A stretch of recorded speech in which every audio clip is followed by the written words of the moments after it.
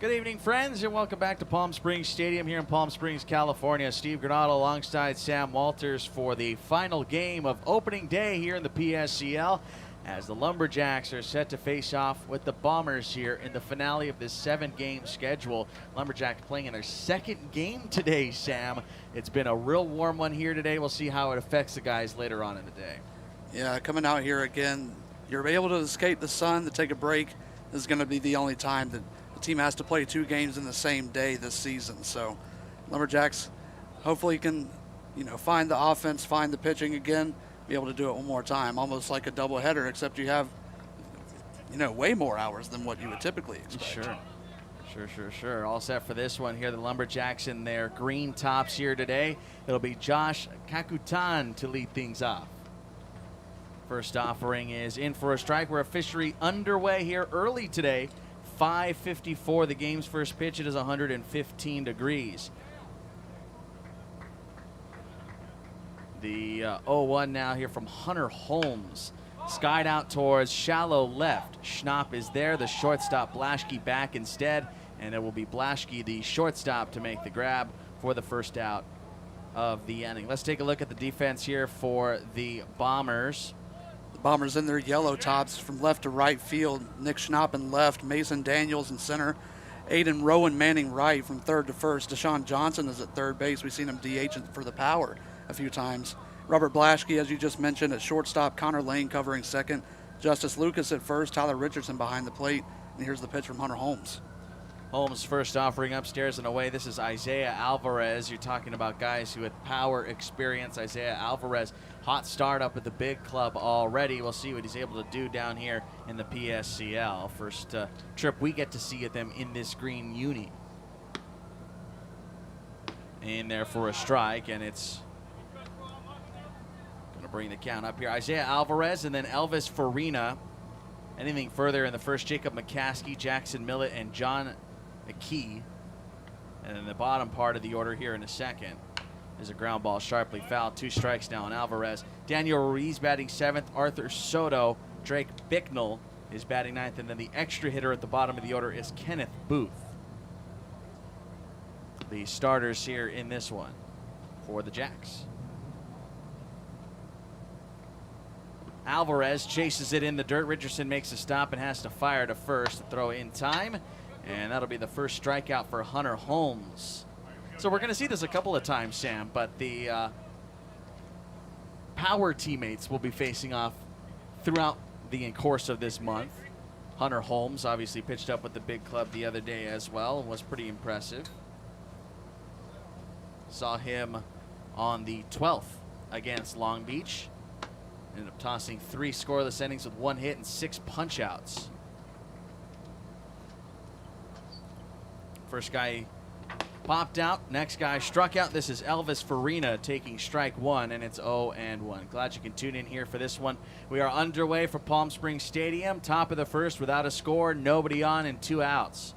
Holmes is 0-1 is high. 1 ball, 1 strike. This is, again, Elvis Farina, the batter. Farina's from Orange Park, Florida, right around the area I covered 2 years ago. Okay. Up and away with this one, 2-1. Down there near Orlando. The guy knows what the heat's like. It's a different beast out there, that's for certain. You get some of that island-style weather. 2-1 off speed. They didn't give it to him. 3 balls and 1 strike to count.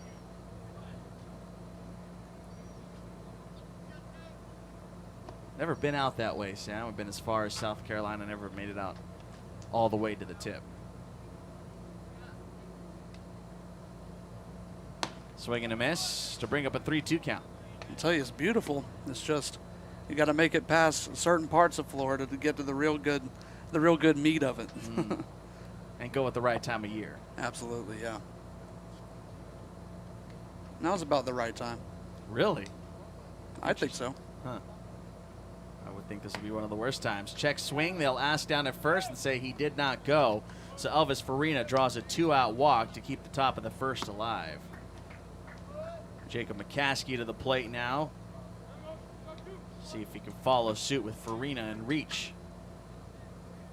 Yeah, I would not think this would be prime real estate as far as Florida is concerned right now. You wouldn't think so, but it's that island breeze that always keeps it going.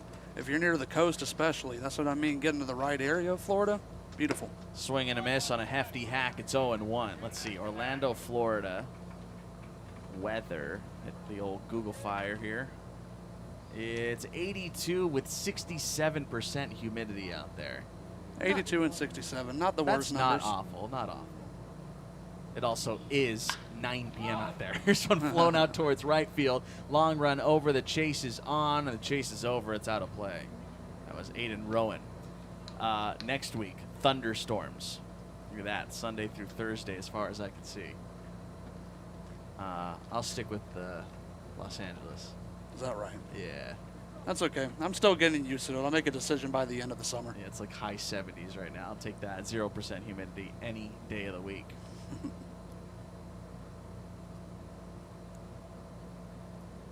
On its way to McCaskey now. The pitch is low. The throw down, a good one. Tag. Got him there on the top shoulder as McCaskey will be left stranded at the plate as Elvis Farina is caught stealing by Tyler Richardson. 2-4 on the put-out minimum faced here for Hunter Holmes as his defense helps him out, most notably his battery mate behind home. No runs, no hits, no errors, nobody left. We've played a half an inning to the bottom of 1. This is the 7th game of the day, opening day from Palm Springs. Back in a moment with the Bombers coming to the plate.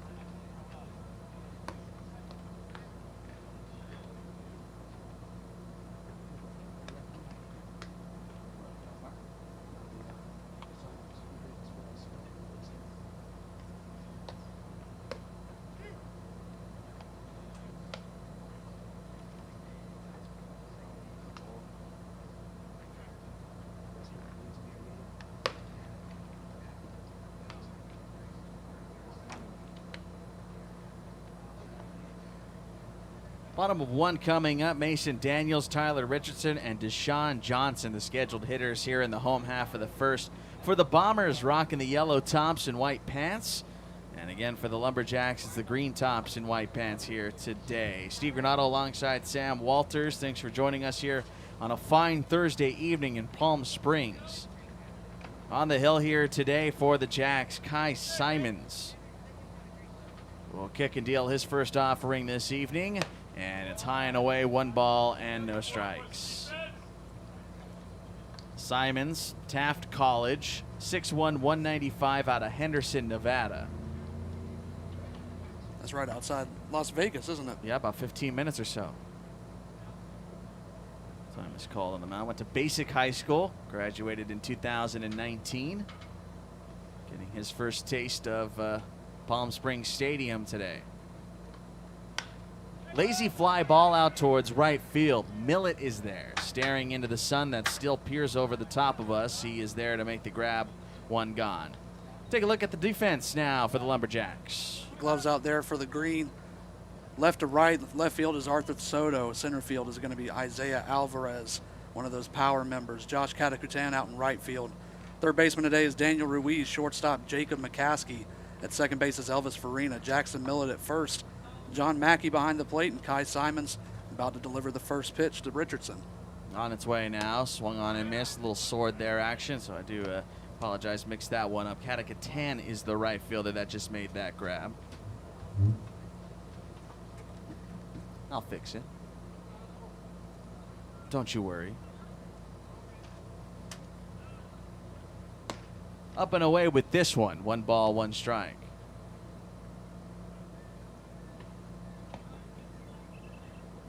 Seems certainly that Simons isn't afraid to go to that breaking ball in a working count. See what gives here on the 1-1. There it is. He left it up, however. It's lined backwards. 1 ball, 2 strikes here on Tyler Richardson.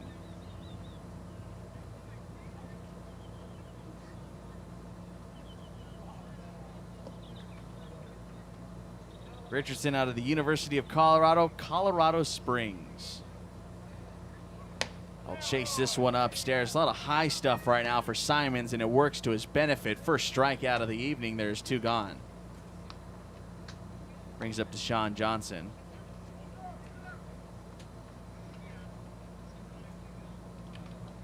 Johnson, local kid out of San Bernardino, but is a Washington native. Went to Emerald Ridge High School.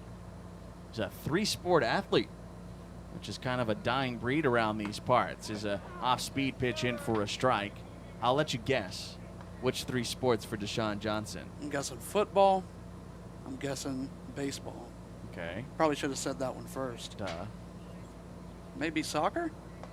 Well, we did have a soccer player earlier today in for a strike.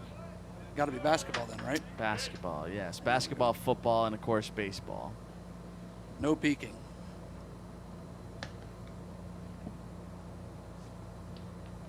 Oh, I'm looking at my notes, yeah. I was very confused for a second. Probably saw with my scared puppy face. 2 strikes now on him. We're scoreless in the bottom of the first. He's got 1 sport on me. I never played 2 sports at the same time. Or I should say in the same year. Sure.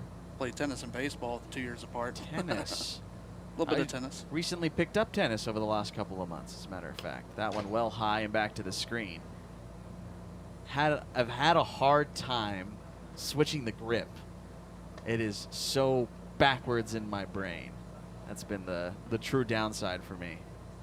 Going baseball to tennis, it seems like a little bit more common than I thought it was, but I tried my hand at golf, didn't go too well. I'm awful. Terrible. Another big slider upstairs runs the count full. 2 gone and nobody aboard.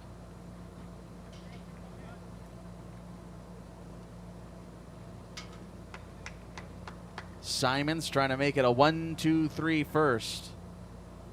On its way home.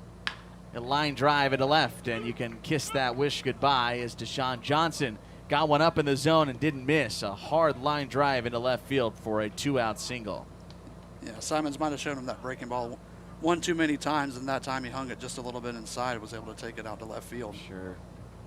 Brings up Justice Lucas. Saw him with the power a couple of nights ago. Or a couple of games ago, I should say. He DH'd for the power yesterday.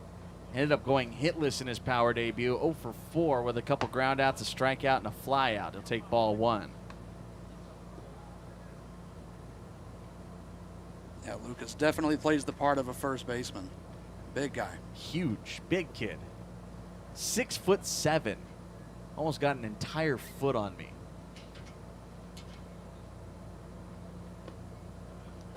And with my bad posture, I'd go ahead and say that he does have an entire foot. Yeah, with your posture, he's got a bat's length on you. Okay, all right. Maybe a barrel. We'll give you a barrel. Sure. 2 balls, no strikes.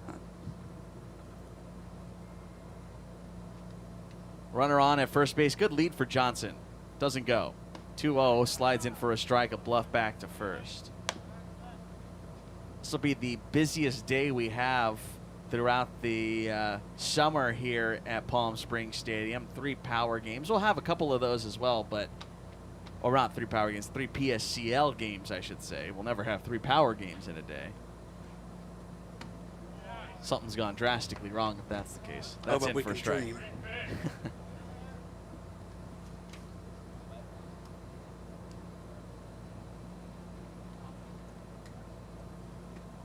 2 gone, still scoreless here in the first. Kai Simons trying to get out of this mini jam, if you will.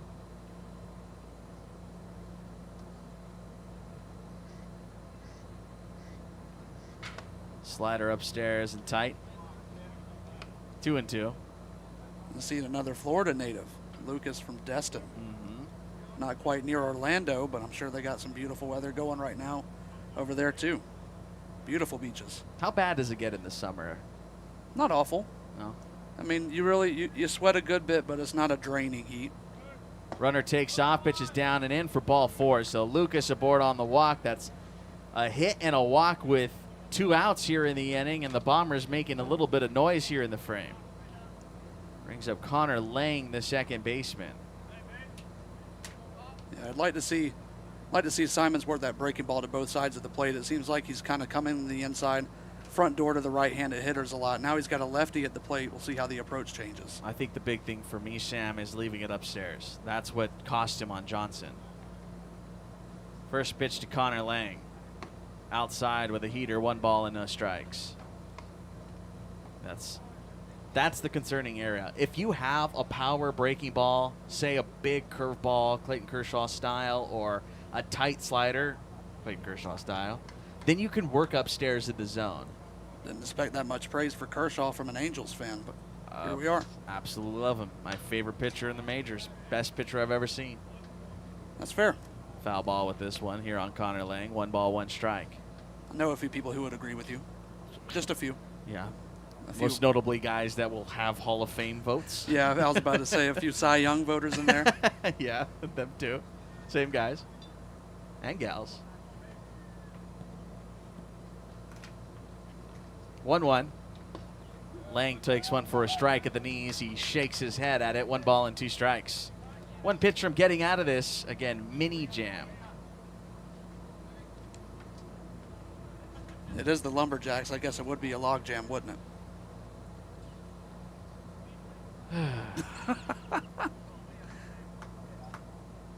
That one wasn't that bad. I've said worse today. Uh-huh. Yeah. A 1-2.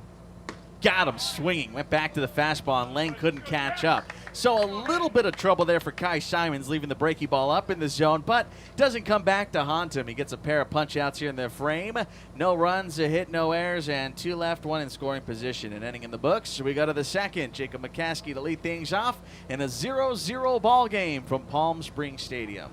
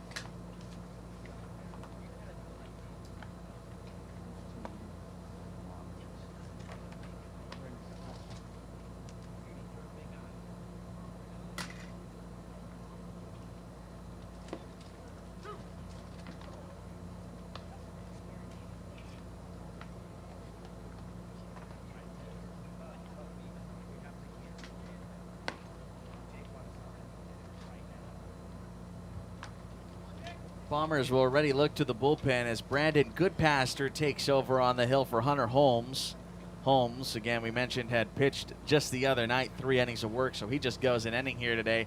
1 inning, no hits, no runs, a walk, and a strikeout will now factor into any decision here today As Brandon Goodpaster takes over, he'll face off with 4, 5, and 6, beginning with Jacob McCaskey. On its way. First strike. Really liked what I've seen out of Hunter Holmes thus far. Absolutely. Those 3 innings in that save for the power the other day, he had disgusting stuff working. That looked really good. Got him with something soft, and it's 0-2 here on McCaskey. Dons the number 17, the shortstop of choice today for the Jacks. Another one of those local guys Brandon Goodpaster is out of College of the Desert. The 0-2, he'll be lumberjacked towards first off the mound, flip to first in time, ground out 1-3. I would have said that anyway. Side note. Regardless.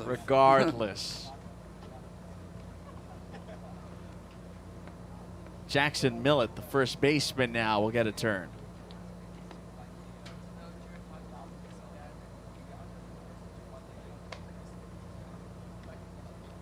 No, in Spanish you don't call it an at-bat or anything in that like. You call it a turno, like a turn, essentially. That makes sense. Un turno. Your turn up to bat. Pretty much. Jackson Millett takes one for a ball upstairs, 1-0. 0-0, we're in the top of the second, 1 out and the base is empty here for the LumberJacks.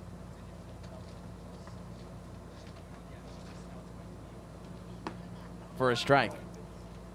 1-1. I think this is the most patient we've seen hitters in the first 2 innings all today, the 3 games that we've covered. For sure. I echo your sentiment. Check swing, did he go? Nope. Jackson Millett, College of the Desert as well. So how about that? Not only are we getting power teammates facing off, but we also will end up getting college teammates facing off.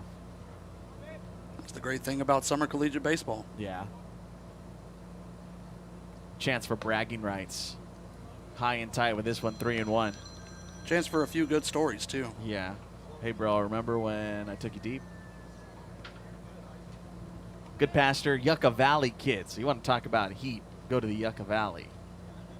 In for a strike, it's 3-2. Went to Yucca Valley High School, class of 2019. Made 7 appearances and 4 starts in 2020. So he gets a little taste here again at Palm Springs Stadium. 3-2. Fastball rope to left, and that's down for a base hit. Over to cut it off is Schnapp, and that'll be a 1-out single for Jackson Millett. That's some exit velo for you. Yeah, that had a good pop on it. It's able to pull in, get the barrel on it. Yeah, we've seen a lot of guys early swinging it over. Foul balls ending up being the ones that are the hardest hit balls of the game. That's through both the PSCL and the power games. Sure. That was a barrel.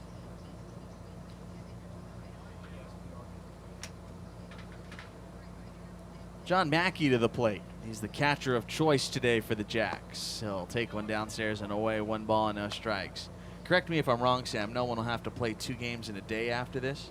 This is the only day on the schedule Okay. that they will have one team. This is the only team, the LumberJacks, playing 2 games today. Fouled off of the foot. Doesn't look too happy about that one. Would you be? Probably not. Yeah.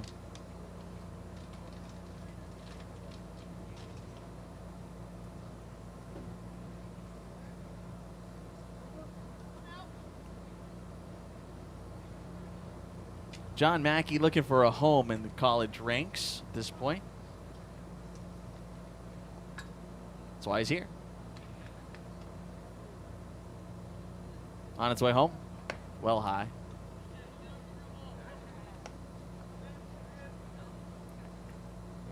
Two balls and 1 strike here.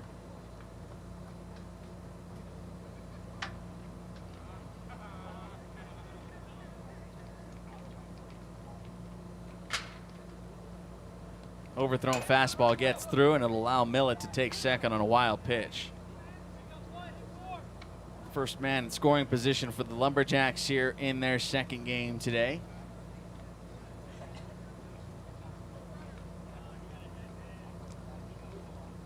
I'm glad we've seen some pretty good base running fundamentals. A lot of these guys haven't played in a long time, and that's that always seems to be the part of the game that gets left behind when there's some rust to knock off. Yeah, reads on balls and picking up pitches. This one outside for ball 4. So an opportunity here for the LumberJacks and Daniel Ruiz with just one gone and a pair on.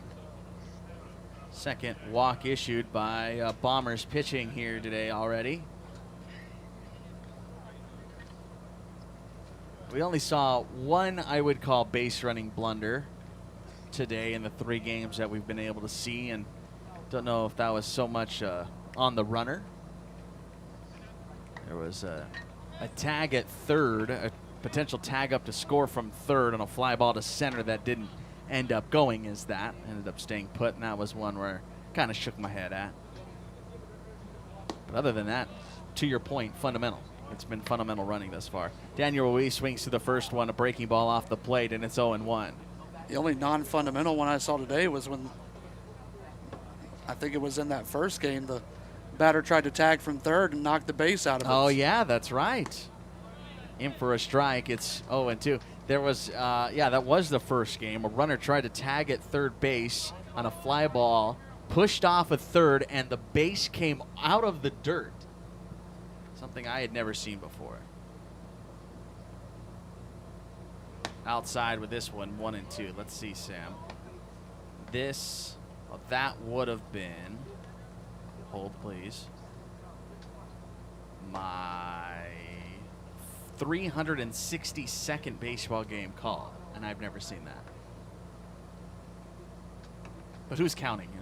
Here's a bouncy ball back towards the middle. Could be 2. Step on the bag by Lang. Relay to first. It is 2.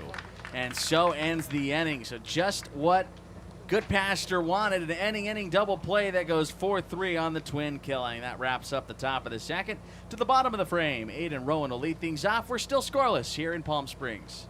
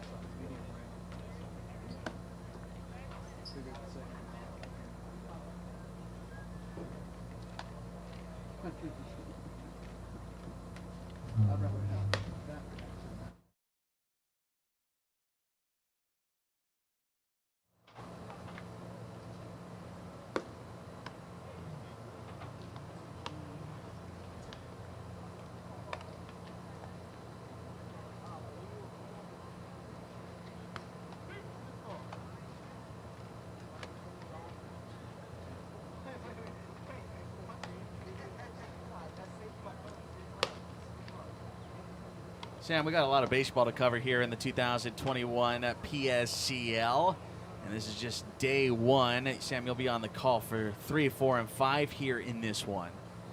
As we go to the bottom of the second, Aiden Rowan to lead things off in a scoreless contest. I'm gonna challenge you right now. Okay. Well, not right now. Like, you don't have to do this right now. But by the end of the season, I have a goal I want to set for you. As Kai Simons is back on the hill for his second inning of work. The first pitch he throws will be popped up behind us and over my head. Ooh, maybe on top of my head.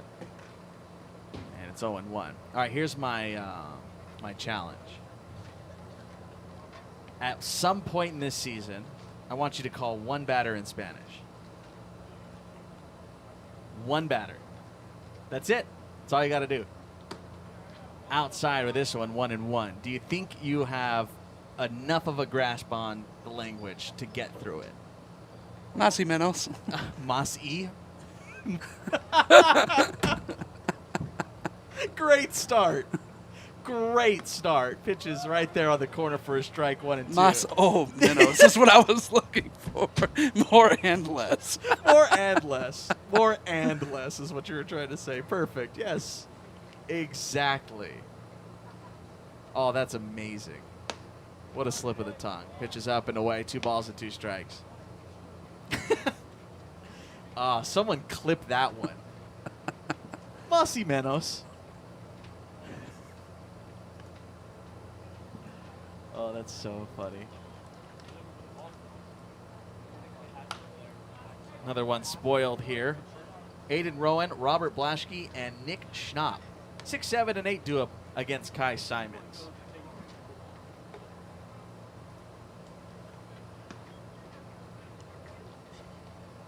Take a look around the Major League scoreboard a little bit later here in this one. This is a 7-inning contest, by the way.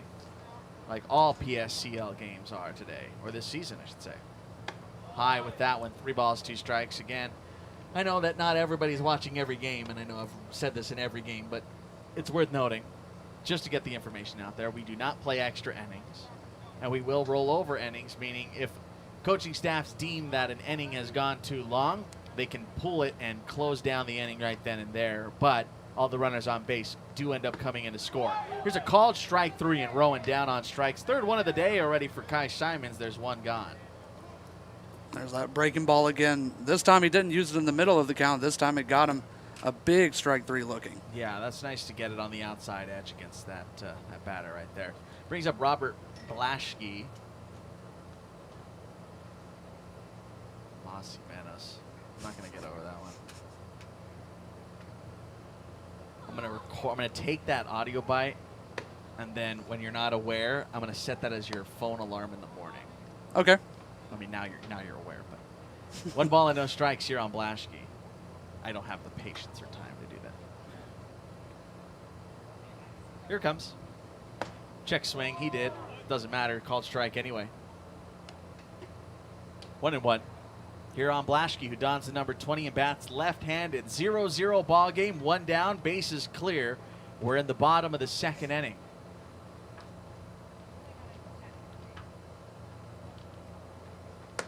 Pitch is high. I can teach you a little bit. I've actually called a game in Spanglish before. Okay. Not the easiest thing to do. Absolutely not. Brain kind of fumbles over itself when you're doing that. Simon's kick and deal. Here it comes. Upstairs.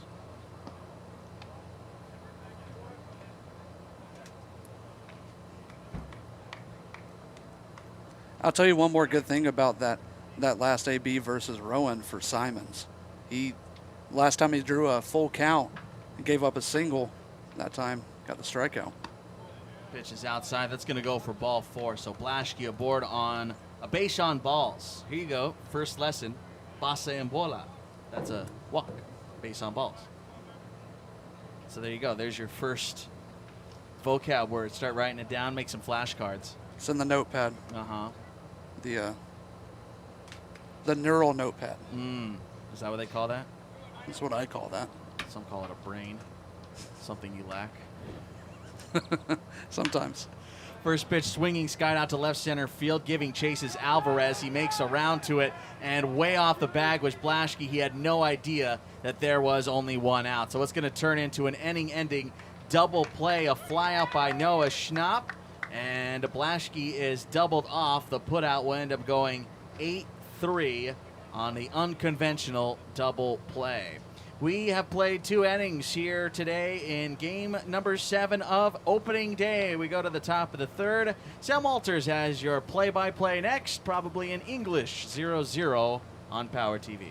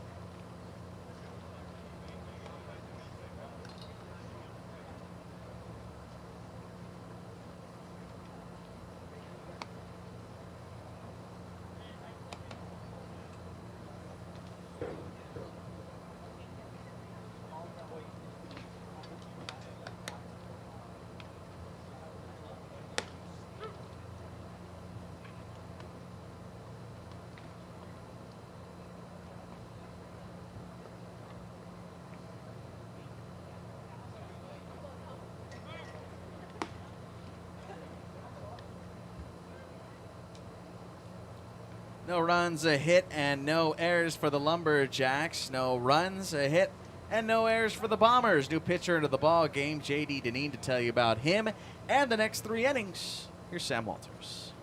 Deneen, a left-hander coming in for the Bombers.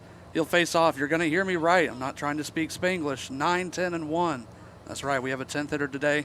And throughout all the games in the PSCL, an extra hitter in play. First pitch from Deneen is going to be slapped into right field. That'll be a base hit for the DH, Brandon Dodd. That is the first base runner since the first inning for the LumberJacks, and that'll bring up the extra hitter, as mentioned, Gary Peralta.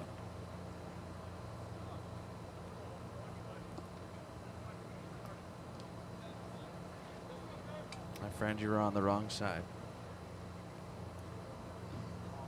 Game 3, baby.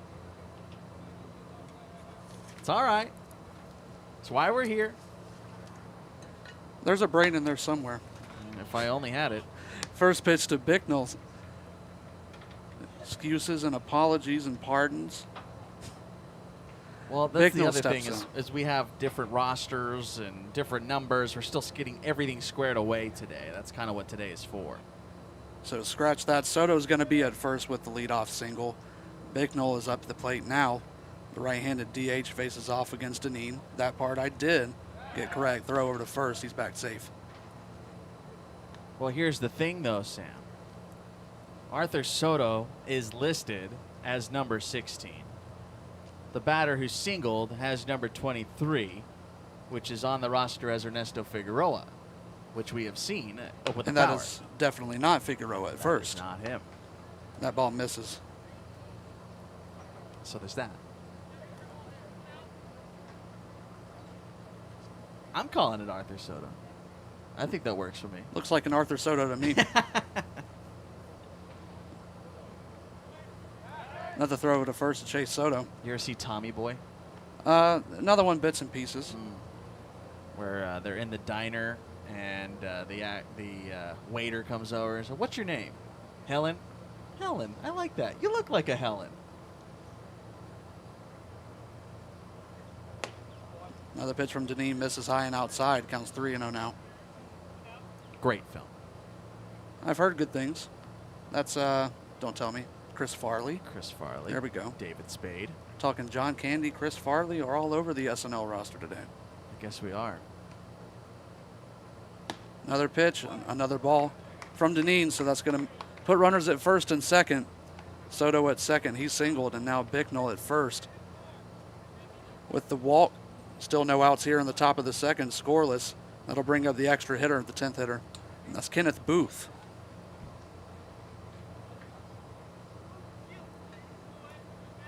Sam, you look like a Sam. Sam is fitting. Yeah, that works for me. I was almost named Charlie. Hey.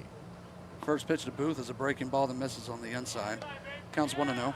I was almost given my what is now middle name until my mom stopped my dad. Why don't you tell the people what it is? Sure. Here's the 1-0 pitch to Booth. I was waiting for the pitch. It's 2-0. Ignacio is my middle name. Used to be very embarrassed by it, but my grandfather's name, who passed before I was born, so I wear it proudly now. But my mom was never going to let my dad name me that. It's a good calling card. Fastball misses upstairs. 3-0 now to Booth. So instead was named after my dad. Thus, Steve. Thus. Thank you. You know, speaking of Spanglish broadcasts, anyone might be able to read my name and think I was multilingual by the jump. Samuel Joseph Walters. Joseph.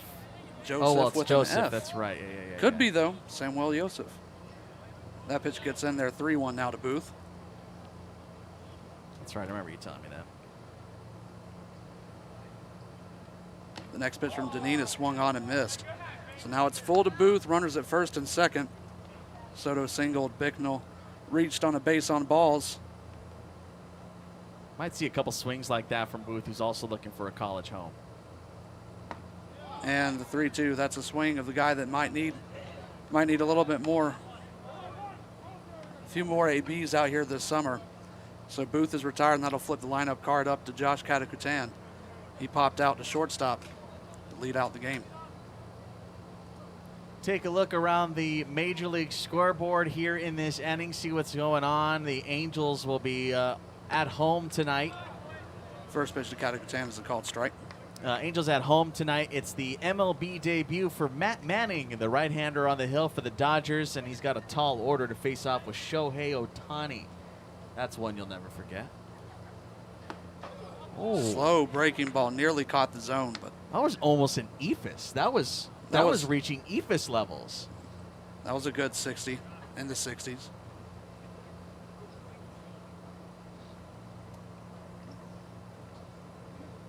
Deneen steps off. He's going to look. Soto back at second. No one holding him on, but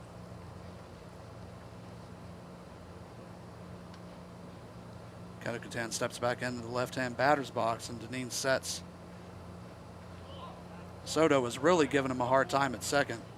Dragging dust everywhere. That can't be fun. You mix the misters out here in the stands with a bit of dust, and that's mud straight to the face.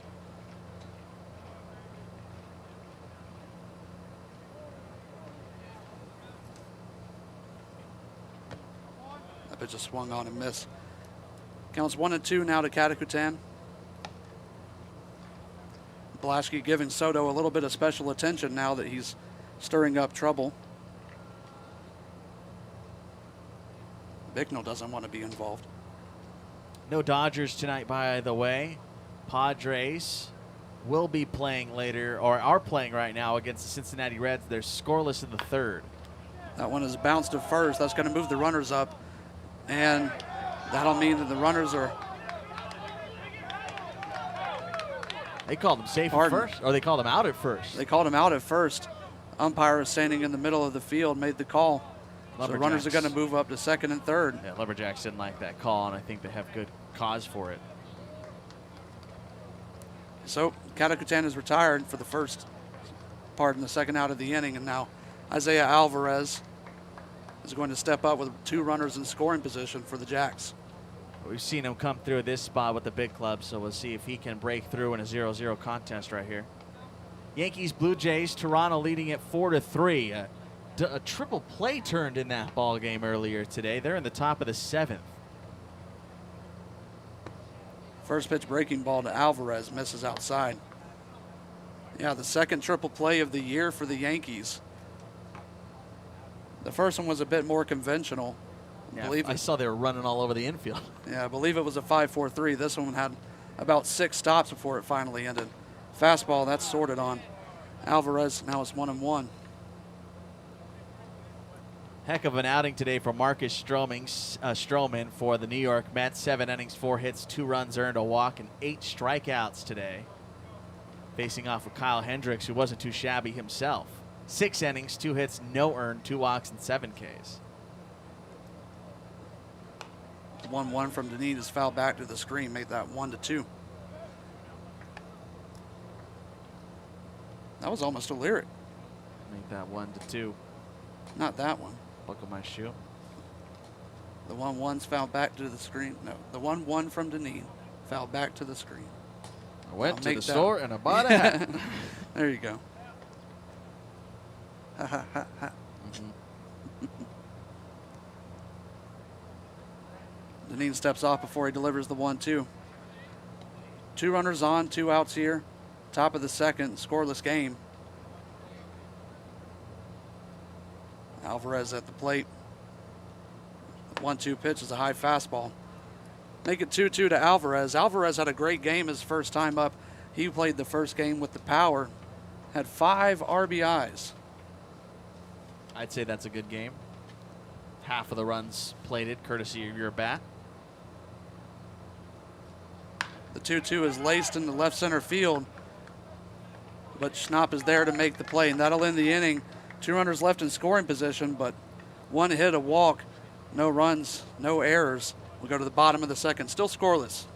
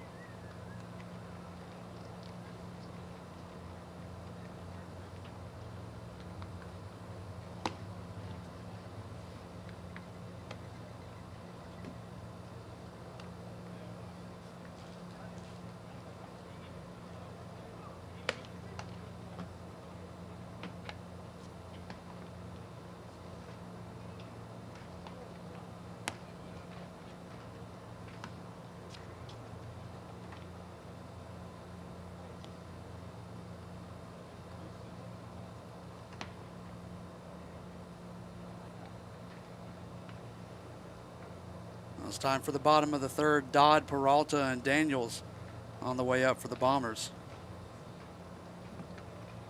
Kai Simon's on for his third inning of work. He's faced 2 over the minimum so far. In his first pitch to Dodd, fastball high, doesn't catch the top right corner. So it's 1-0 to Dodd, the DH. Don't think I ever got to that Cubs-Mets score, by the way. 2-0. Chicago leads it there in the top of the 9th, trying to pad their lead in New York. 1-0 fastball doesn't quite catch the corner. Elsewhere in the majors, Braves leading the Cardinals. Congrats, Sam. 4-0 the score in that one. They're at the top of the 8th inning. Just 1 hit allowed by Charlie Morton. He's been solid today. That's good to see. 7 1/3 of 1 hit baseball, scoreless baseball. 2-0's fouled off. 2-1 now to Dodd. Yeah, I'm here in the PSCL looking for some better baseball. Braves haven't been doing too hot lately. Came to California where 2 of the hottest teams in baseball are. Angels having a good 2-week stretch. Yeah, until this Oakland series where they got swept. And that's a pretty good spot there for Kai Simons. I wouldn't hate if he went back to that right here. He did. Pitch from Simons, breaking ball again, foul back. Counts 2-2 now to Dodd. Stroh's leading the White Sox right now 7-0. They're in the bottom of the 5th inning out at Minute Maid. Rockies, Brewers 5-0 in favor of Colorado. They're going to the bottom of the 4th inning. The Brew Crew with just 1 hit in that contest thus far. Breaking ball a bit inside, and he now is going to walk Brandon Dodd. Only the first leadoff hitter to reach for the Bombers today. That brings up the extra hitter, Gary Peralta. Final scores in Major League Baseball. Cleveland takes down Baltimore by a 10-3 final. And the exact same score in favor of the Giants over the D-backs. I think with that loss, the Diamondbacks just set a Major League record with the most consecutive road losses in Major League history. 23. They now find themselves, get this, Sam, 30 games in the cellar. Remember when the Diamondbacks were really good at the start of the year? I do remember. I remember a brief period. Remember all those TikTok dances in the clubhouse? Yes, and I also do remember them having a City Connect jersey announced. But oh, I love those City Connects. They're beautiful, but I'm not sure they deserve it. Maybe hold it off till next year. That's a rebuild. Man. Let them have something. That's a present for the rebuild. Oh man, give those poor guys something to work with. Only 1 game on the schedule left tonight. Rays Mariners tonight. Rich Hill takes the ball for Tampa Bay out in Seattle. That ball game at 7:10 in about 30 or so minutes. Jack's coach, Sam DiMatteo, comes out and checks out on Simons. So now a runner on first here in the bottom of the 3rd. First pitch to Peralta. It's a fastball high, counts 1-0. I love the let's talk City Connects. Oh boy, I can do it all day. Those were my favorite. The Serpientes for the AZ D-backs, my faves for sure. Breaking ball called strike, a beauty. So how many we got? We got those. We got the Southside Chicago. We got Wrigleyville. Those were my least favorite. They're just a little bit bland for the taste. Yeah, they were too boring. Just par for the course. Not bad. The Juntos Miami one, the Sugar Kings one for the Marlins. I loved those. Fastball high. Throws Sims back down to first base to chase Dodd. Sails over the first baseman, Millett's head. So now Dodd is going to make it to second on the throwing error by the catcher, John Mackey. We had the first ones were the Boston ones. Those were the Boston Marathon style ones. Didn't hate those, but for me, a little too UCLA Bruins. I see that. It was a little too for West Coast baseball fans who see those Bruins style all the time. I was like, oh, these. That was the first thing I thought. I saw them. I was like, oh, these are cool, but that's UCLA. I think the font really makes it stand out. Yeah, it was. Yeah. But it was the B on the hat that threw it off for me. That looked very Bruins. 2-1 to Peralta. Falls in the dirt. Make it 3-1. Is that all of them? I believe so far. I've still got the Dodgers have one coming out soon. Yeah. I believe the Giants also have one coming out. They've only announced those, I believe, 7 teams for this season. Love to see them continue that into the next season. The 3-1 is roped into left center field. The center fielder, Alvarez, comes in. Now it's going to be runners at the corners. Base hit for Peralta, flips the lineup card to Mason Daniels. Good start here to the inning here for the Bombers, trying to get on the board first. Still scoreless here in the bottom of the third. Yeah, it's a good approach by Peralta. Worked that count all the way to 3-1. Saw a breaking ball that he liked. So now it looks like Coach Sam DiMatteo is going to come out and take the ball from Kai Simons. I think this is our first in-inning pitching change today. It is. They've had some outline starts. DiMatteo listed that he wanted to have Simons go 2 to 3. Well, he's gone 2, and he's going to have runners on base, his responsibility throughout this third inning. Tell you about the new arm when we come back. We'll step aside here. 0-0 score. Runners on the corners here for the Bombers.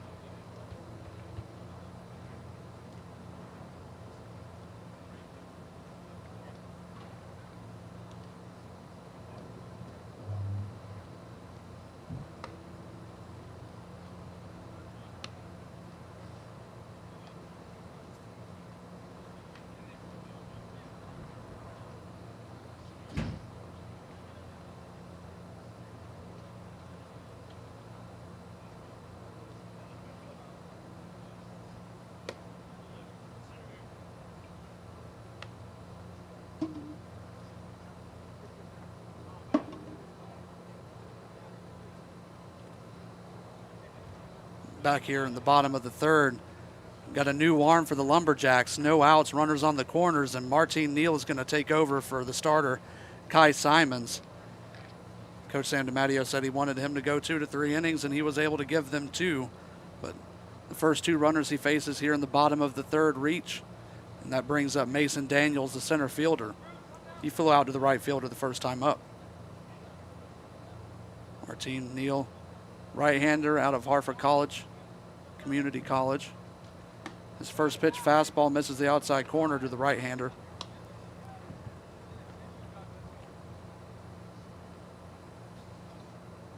Two deep counts that Simons went into, ended up with a walk for Brandon Dodd, and then Gary Peralta singled on a 3-1 pitch. The 1-0 fastball is outside again in the dirt. Counts 2-0 to Daniels. So Simons exits. These 2 runners are his responsibility. No outs here. Bottom of the third, still scoreless between the Jacks and the Bombers. Neal sets at the belt and fires. Another fastball sails outside. Counts 3-0 now.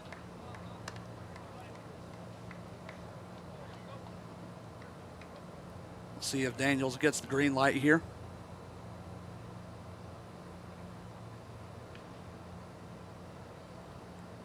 Daniels out of San Diego Mesa College. 6'2", 180, standing at the plate. We'll see if he gets the green light. Wags the bat, and here's the pitch from Neal. Fastball grounded to second base. That's going to be turned at second. But the throw sails past McCaskey's head. That allows the first runner to score. Now Daniels is heading into second from the air Throwing error by the second baseman, Elvis Farina. So now runners at second and third. Gary Peralta was able to round all the way from first to third, and that makes it 1-0 Bombers here in the bottom of the third. Still no outs.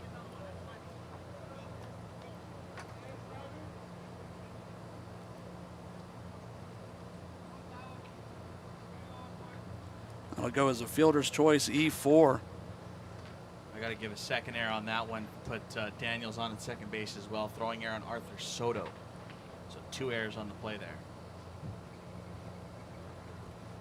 Things unraveling here. We'll see if Neal can bring it back in. His first pitch to Tyler Richardson as a fastball catches the outside corner. 0-1 to the catcher.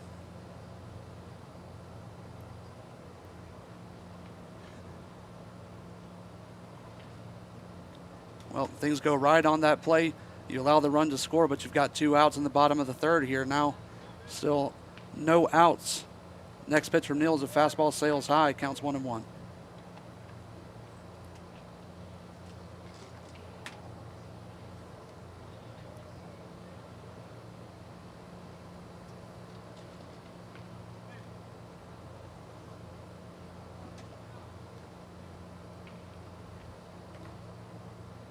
Here's the 1-1 from Neal.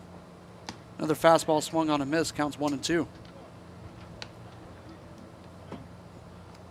It's quite possible that if Brandon Dodd, the leadoff batter in this inning, wasn't advanced to second on an E2, a throwing error that sailed over the head of the first baseman, Jackson Millett, this might still be a scoreless game, even barring the second base error by Elvis Farina. Next pitch is swung on a miss, so Tyler Richardson is retired. That is the first out of this inning. Still runners on second and third for the third baseman, Deshaun Johnson. Second time Tyler Richardson has struck out today. That's the first strikeout for Neal since entering here in the third for Kai Simons. We're talking about the City Connect jerseys, and I have them for you. D-backs, Red Sox, Cubbies, White Sox, Dodgers, Marlins, and Giants. So we just haven't gotten the Dodgers and the Giants yet. It's the only ones we're still waiting on. First pitch to Johnson is a fastball in the dirt, 1-0. And to answer your question, or to bring up what you were hoping for, yes, it will continue forward. They will continue to have those jerseys made throughout the years. Every team will eventually have them. As long as the Atlanta one does not say Hot Atlanta, I'm all on board. All right, at Nike, make sure to put Hot Atlanta then.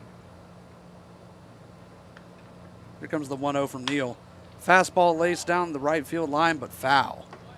I have them up here. Obviously, our viewers at home can't see them, but I love the Sugar Kings look, man. That red with the pinstripes, the white pinstripes and the Miami lettering, beautiful. It's great. I love the homage it pays to the Sugar Kings. Awesome. Might have to splurge and get a fitted cap in that style. Dude, I almost want to get that jersey. I'm not a big jersey guy, but you got $400 lying around. Yeah, exactly. Next pitch is another one. Fouled down the right field line, out of play. I love the Serpientes look, too.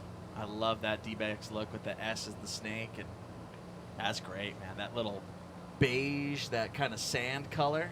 We'll see how it looks on the field. That might be my only gripe with it. We'll see how it matches with the dirt out there in Chase Field. They have pretty dark dirt. They do? Yeah. Chase has some pretty dark dirt, so it should pop well. Have that roof open for that game. Another fastball is fouled back and out of play. 1-2 to Deshaun Johnson. It's 1-0 here. The Bombers scored one on a throwing error by the second baseman, Elvis Farina. And now there's still two guys on base, 2 in scoring position. So the Battle Chicago, you going Sox or Cubs on those City Connects? I've got to go with the White Sox, those Southside jerseys. Next pitch is swung on and missed by Deshaun Johnson, so that's the second straight strikeout for Martine Neal. That brings up the cleanup hitter, Justice Lucas, looking to do some damage with 2 outs.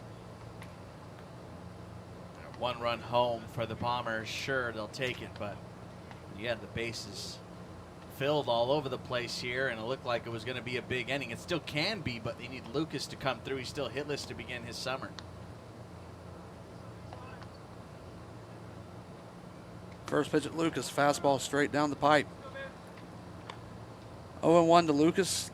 Lucas was able to get some at-bats for the Power the other day. Now playing in the yellow and black for the Bombers.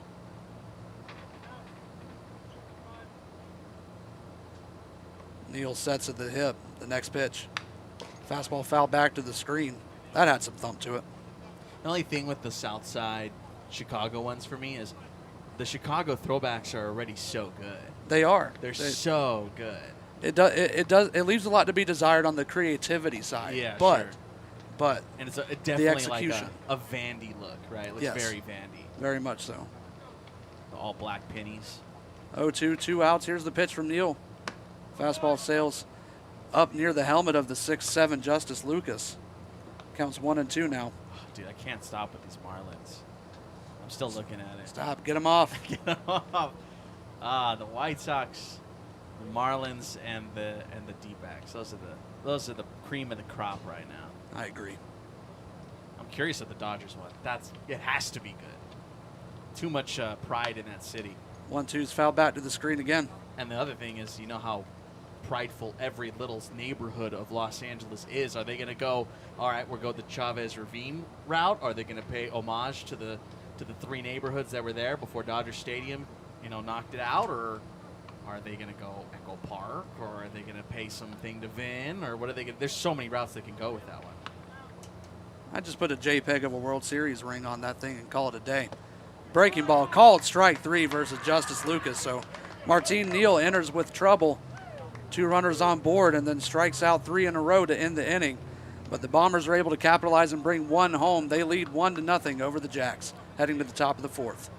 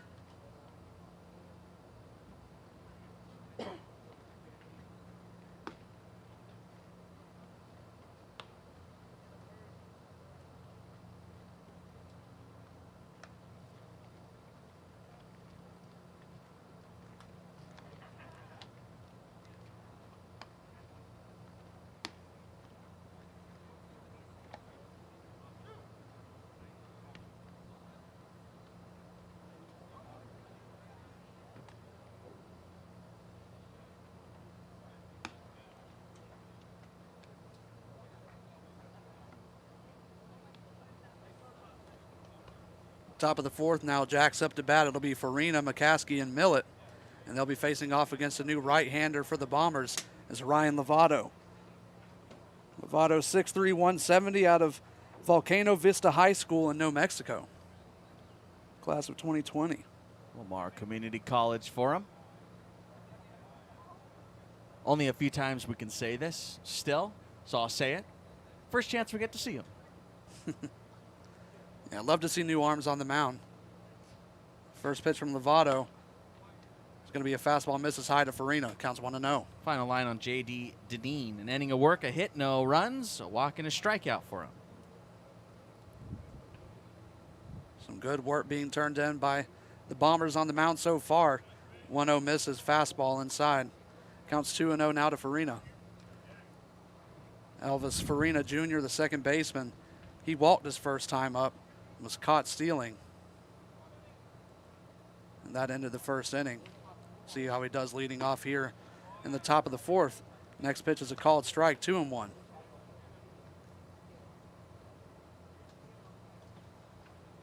Bombers have used a different pitcher every inning. Staff day, they call that. 2-1 fouled down the third baseline. 2-2 now to Farina. Yeah, I find it interesting if you can call it a staff day if it's the first guy you've seen all your first day you've seen all your guys. Yeah, true. The PSCL fans, don't forget, coming up tomorrow morning, 9 a.m., Sharp, Snowbirds, and North Stars get underway tomorrow on this diamond. We'll have the coverage right here on the Power YouTube channel. 2-2 fastball in the dirt. Counts loaded to Farina. And we'll see another contest at 11:30, the Rush and A's at 11:30 a.m. And then we'll lay it off till 7:05 with the Royal Seco Saints come to visit your Palm Springs Power. All the action right here on the Palm Springs Power YouTube channel. 3-2 breaking ball. Doesn't quite get the zone, so Farina's going to head to first. That's his second walk of the day, and that'll bring up Jacob McCaskey. That's his first walk. Yes, Farina's second walk of the day. You said second walk of the day. I thought you meant Ryan Lovato's. I was like, that can't be possible. It's his first batter faced. That's fair. I should clarify. Yeah. I think I just did for you. Second walk for Farina. There you go. The shortstop McCaskey's up now.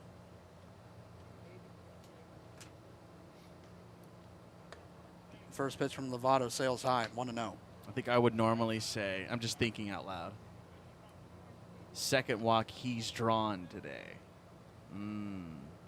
Aye, there's the rub. There's the good. Fastball comes in near the neck beard.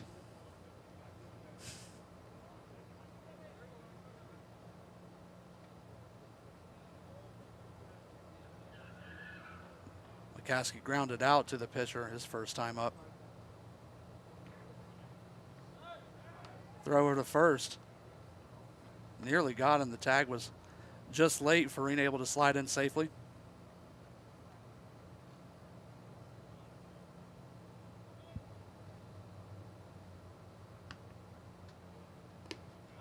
Fastball in the dirt. Throw back to first. And they got him at first. Elvis Farina lingered too far off the bag. And he is sat down on the base path for the second time. That was such a good throw there. Tyler Richardson has cut down Farina twice. One at second base and now at first base here in the top of the fourth. That's the first out. Yeah, Farina kind of got stuck there. The dirt is fairly soft there off of the first base bag. So that's what I think he may have slipped on. McCaskey's fastball comes on the inside corner.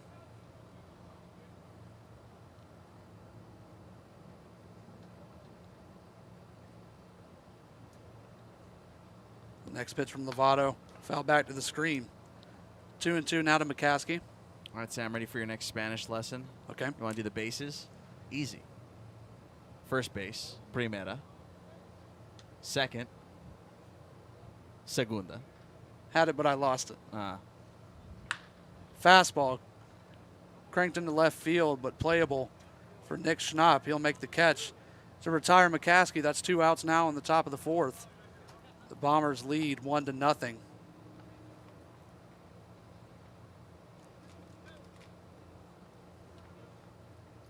That'll bring up the first baseman, Jackson Millett. So primera, segunda, second, third, segunda. The base is a woman. I don't know. Don't ask me. I didn't make it up. First pitch to Millett. Comes in for a strike. Counts 0-1. And third is tercera. Tercera. There you go, tercera. And there's a weird one for home. It's base meta. That makes sense. Meta. Ooh. 0-1 bounces in front of the plate and catches the catcher, Richardson, right in the face mask. It pops off, but looks like there's no harm, no foul. Counts 1-1 now to Millett. Okay, repeat them back to me. Okay. Primera. Uh-huh. Segunda. Uh-huh. Tercera. Good. And after this pitch, which is a fastball outside, counts 2-1 now. And base meta. Good. Look at you. Go. There we go. I'll ask you again in 10 minutes. Let's see where you're at. Here's the 2-1 with 2 outs to Millett. Breaking ball pops out of the catcher's mitt. Won't get the call. Counts Now 3-1. I think if Richardson sticks that, he gets it. Probably so. Instead, it's 3-1 now. Lovato gave up a leadoff walk to Farina. He was erased by Richardson, the catcher at first base. 3-1 is in the dirt. So now another walk to Millet, and that'll bring up the catcher, John Mackey.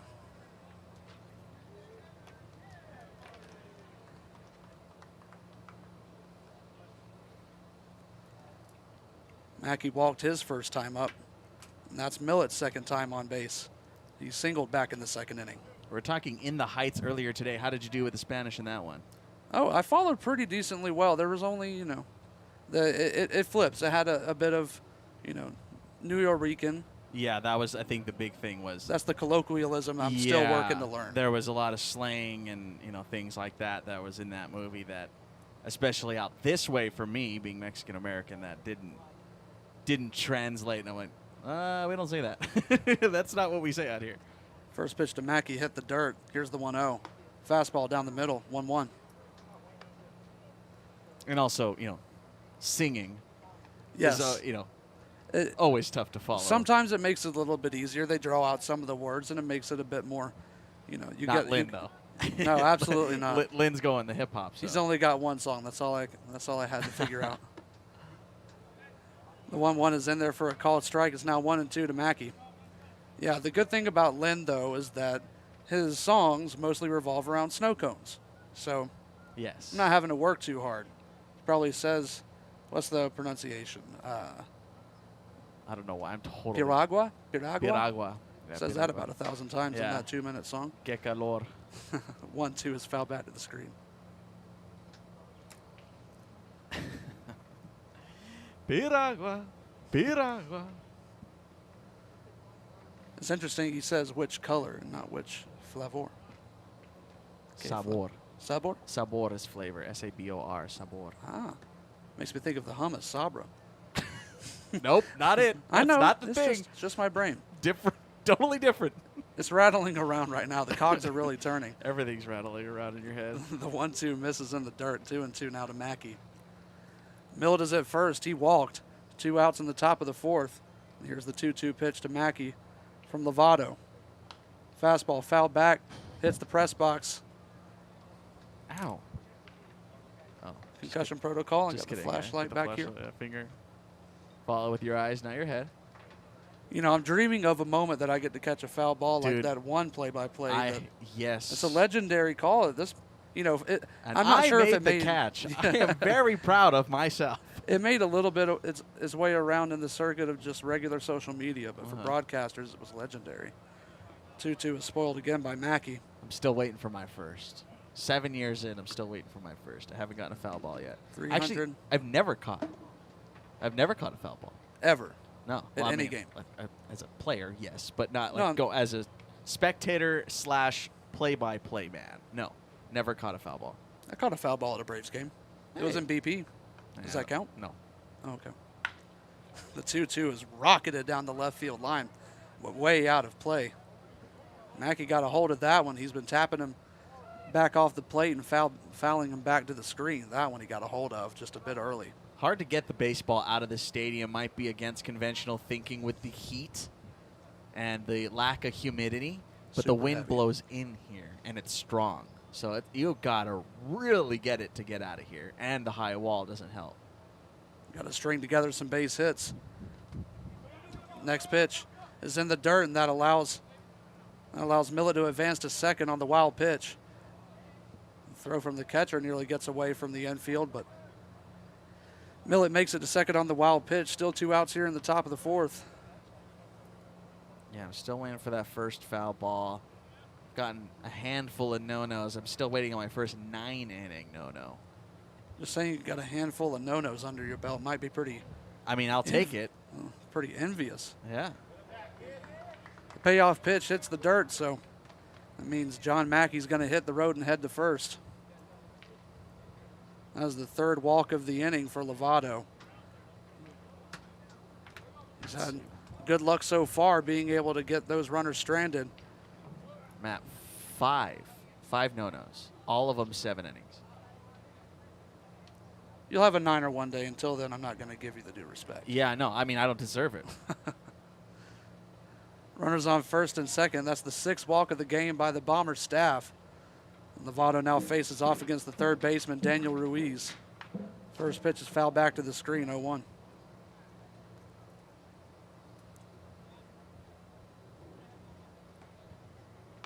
I think it was my second, was a 7-inning no-no in the first game of a doubleheader that started late due to rain. So the second game, I think, started at like 11:10 p.m. So you saw a high schooler wait through rain. No, it wasn't high school. That wasn't high school. That was college summer ball. Oh, yeah, okay. That pitch is cranked out to left field. Schnapp on the run, and he's going to make it and retire the side. That was given a good ride by Daniel Ruiz, but nothing doing. So 3 walks in that inning for Lovato, but he strands 2 runners. We head to the bottom of the 4th. The Bombers still leading the Jacks 1-0.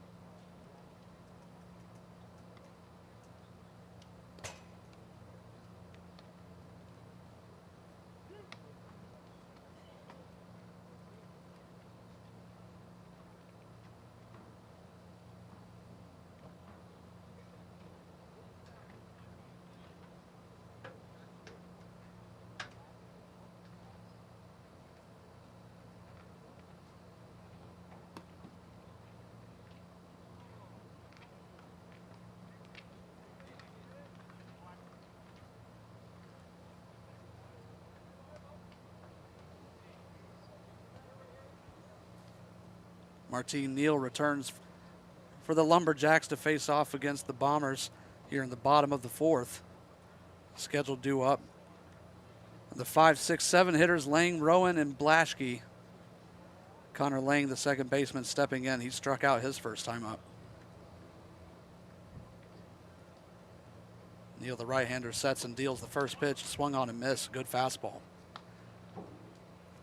Ball game just past the 1 hour and 20-minute mark, in case you were wondering. You know, first 2 games we did today went about 2 hours, give or take 5 minutes. We had 2:04 and 1:53. Call strike on the outside corner, 0-2 now to Lang. That was Blue Sox Chill and Bootleggers North Stars. Might have gone a bit longer without the coach's decision to end play because of the heat. Sure. That pitch is in the dirt, 1-2 now to Lang. Well, we're trying to keep them around 2 hours. That's why we have the rules that are in place. We don't have a drop time, dead fast 2-hour break mark, but that's kind of the idea. I mean, theoretically, this one could go. I mean, there's nothing after this. but I don't think that's how they're going to play it. Now they're starting to cool down. Breaking ball just misses the inside corner. That was the best pitch we've seen all day. That is a great front door breaking ball. Lang hung in there till the last second. He almost got rung up, but now makes it 2-2 now on Lang. His next pitch, fastball, spoiled. Stay 2-2. I love that sequencing.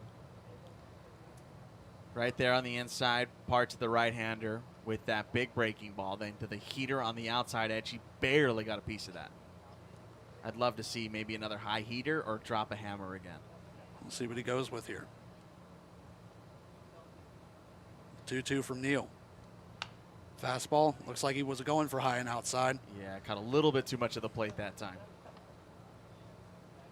Because if you come back with that, right, you see a right-hander late on that, you try to rush it in. When you go on the outside edge, if you try to come back in and lift the zone, he's in protect mode already. Sitting fastball, adjusting breaking ball. Got to play defense at the plate here. 2-2 to Lang, breaking ball misses in the dirt. I think you get gutsy here. Full count, I think go back to the breaking ball. That was the best pitch. You didn't get the called strike. I think so too. I think you go back to it. You have the feel for it. Why not? This is what this is for. Work on your sequencing right here. Right here's a good chance for Martin Neal to learn that he can control his breaking ball with a full count. We'll see what happens. Here's the break even. Fastball. Once again, foul tip back to the screen. We'll do it again. Because now what? That's 3 straight heaters. He's caught up now. There's no deception on that fastball anymore. You've gone upstairs twice with it. Again, this is exactly what this league is designed to do. Learn what you can do in different types of counts. Pitch backwards a little bit and go against the book. We'll do it one more time. Another payoff from Neal. Fastball. Tried to go for the inside quarter, didn't quite get it. So Lang is going to reach base. That is the first walk by Martin Neal. Remember, he came in the bottom of the third with 2 runners on base, allowed one of them to score. That one on Kai Simons, that run responsible. But then he came back and struck out the next 3 he saw to retire the side. Lang's at first on the base on balls. The first pitch to Aiden Rowan is high and outside, 1-0. Action down in the LumberJacks bullpen. Getting loose is Eric Cruz out of Barstow Community College. Fastball, outside corner. 1-1 now to Rowan. He struck out his first time up. The third victim of Kai Simons. I want him to go back to this breaking ball. I just want to see it again. Goes with another fastball and has popped up down the right field line. First baseman Jackson Millett gives it a chase, but it's out of play. 1-2. It's been nothing but fastballs. I think that might have been a changeup there. It's always hard to tell without a gun from up here. Unless it's, really in your face. Yeah, not quite getting the read, but when he's going off speed, it seems like he's had pretty decent control of it so far. He was going for the dirt. The 2 times he hit the dirt, we'll see what he goes with here. 1-2 to Rowan, foul back to the screen. Looks like he's comfortable with that fastball, but it doesn't seem like he's putting it at the exact spot that he needs to. It all depends on how the teams are handling it this year, and I'm not privy to the situation and who's calling pitches at this point either. So that certainly has a lot to do with it. I don't know if the catchers are calling their own games at this point here throughout the league. Another fastball misses high and tight. 2-2 now to Rowan. Yeah, he missed that spot on the 3-2 pitch, the last one that Lang saw before he reached first base on the walk. Barely missed the inside corner. See if he can jump out of his comfort zone here, maybe. Here's the 2-2. Another fastball tap past Simons. Past Neal. That is a 4-6-3 double play to wipe out Pardon me, I had to look down for a second. So the runner's out at second. So Lang is erased, and that means the Rowan's going to be at first. One out now for the shortstop, Blaschke. Yeah, pretty close play there at first base, and Rowan using the legs right there. Beats it out of there on the infield and keeps this thing rolling with a runner aboard at first and one gone. Still 1-0 the score. Bombers still hanging on.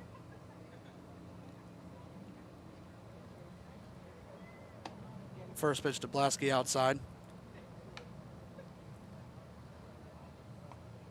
Not too much hard contact against Neal so far. Every out staying in the infield. The first batter he saw ended up being a fielder's choice in E4. Another pitch misses outside. 2-0 to Blaschke. He walked his first time up. It was a race on a double play. That was back in the second inning. Sam, can you hand me my jacket? It's only 111. It's starting to chill down. I must say, when the sun goes down, it becomes a lot more tolerable. Sure. Always does. That pitch is in the dirt. 3-0 now to Blaschke.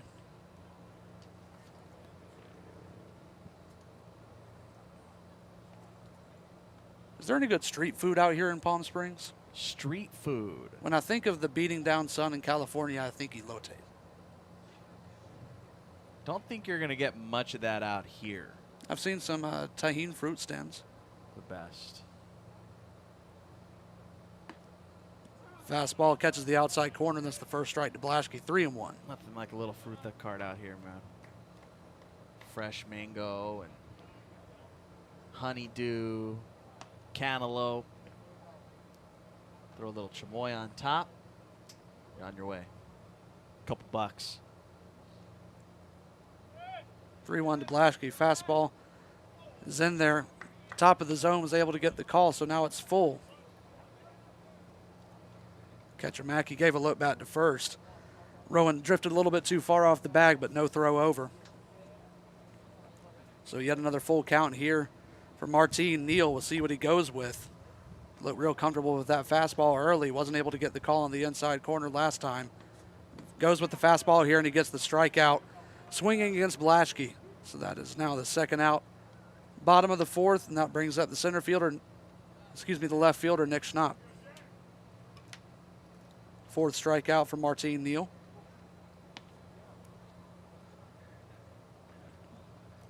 He's putting that fastball in the right place. Sometimes you got to earn that call, but when you're able to make a guy go and fish for a fastball past the zone, you got to be feeling good.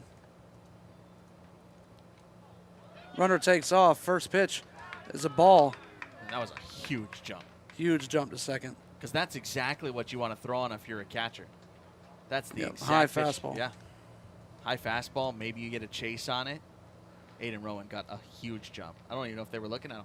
Nope, that was near pitch out height, but Rowan makes it into second safely. Counts 1-0 on Nick Schnapp.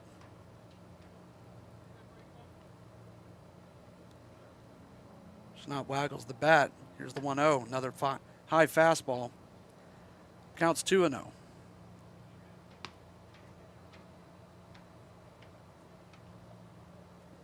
So Blaschke, Schnapp flew out into what ended up being a double play, but a lack of heads-up base running by Blaschke is what caused that. Another ball sails high. 3-0 now to Schnapp.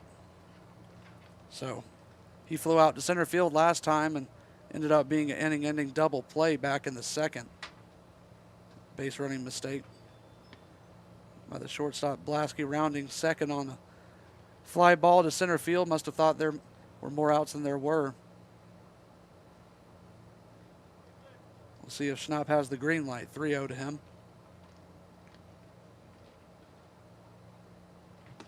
Fastball. Massive secondary lead.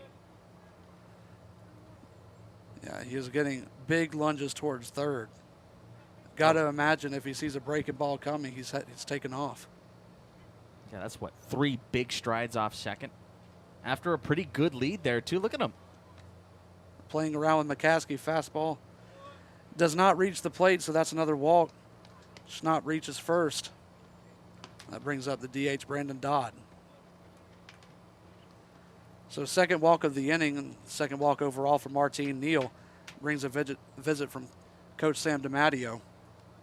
See if that's the end of the line here. Eric Cruz has been warming in that Jacks bullpen for a while. We'll see what. Oh, he's ready to go. Yeah, we'll see what DiMatteo does right here.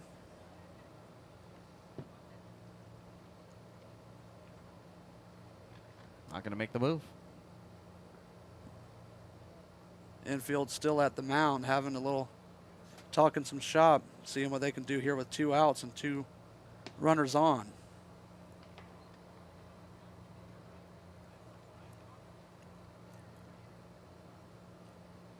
They're going to leave Neal in the game to face Brandon Dodd.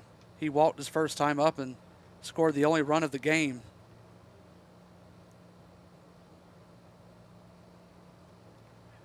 First baseman Jackson Millett coming back to have one more whisper to Martine Neal. Think that was about dinner plans? Just like, hey, by the way, bro, we're going to Applebee's. They're probably talking about the fruit stands out here too. I'll find out. I'll talk to him after the game.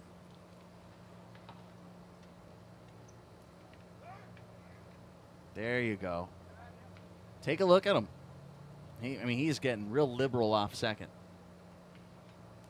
Yeah, don't need to let him wander too far. Anything that reaches past the infield is going to be an easy run for the Bombers. Here comes the first pitch to Dodd. It's a fastball outside. 1-0 to Brandon Dodd, the DH. Well, this is really smart. You know, we're talking about Aiden Rowan, obviously, the runner at second base. He's getting really smart about it, too, because neither the shortstop McCaskey or the second baseman Farina is really holding him too well. Look how far Farina is playing off of the bag. He has zero concern about the runner at second. I know there's 2 outs in the inning, but still, you got to keep him honest there at second. Next pitch is a called strike fastball. Counts 1-1 to Brandon Dodd. He's getting like bases loaded from the windup style leads right now at second. Yeah, with a right-handed bat, he might take off here. Yeah, McCaskey's having a tango with him. Yeah, that's the only thing that's keeping him semi-honest. McCaskey playing right behind him. But there's no, even when you look at that, Rowan doesn't need to go anywhere because there's no chance that there's no daylight play on. And that's what I like about this right here. Aiden Rowan is reading this defense very well and is getting a great read here on Martine Neal. The 1-1 is swung on and missed. 1-2 now to Brandon Dodd. 2 outs, 2 strikes on Dodd here. Bottom of the 4th inning. Bombers have runners on first and second. They lead currently 1-0 over the Jacks. Neal sets at the belt, kicks and delivers. That one's in the dirt. Counts 2-2 now on Brandon Dodd.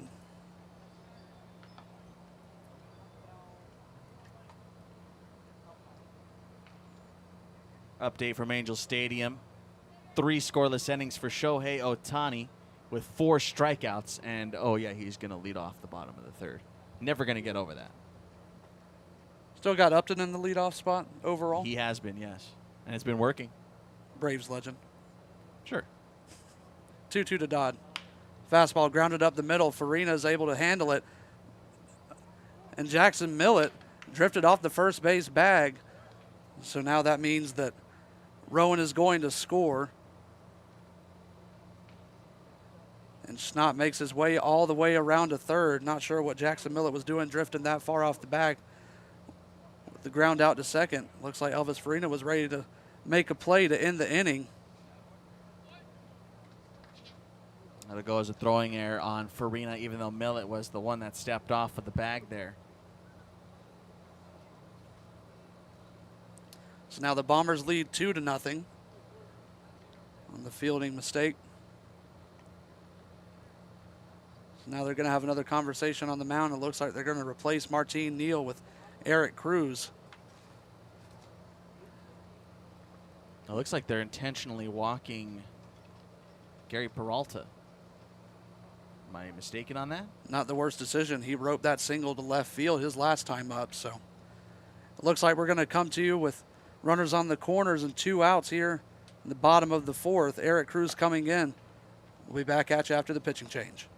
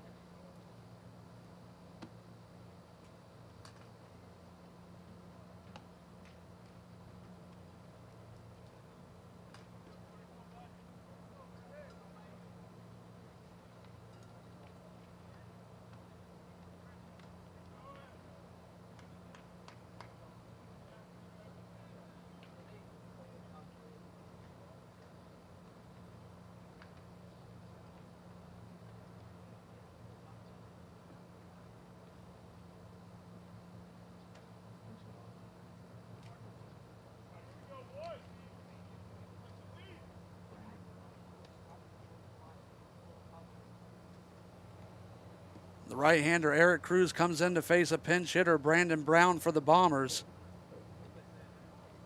There are runners on the corners.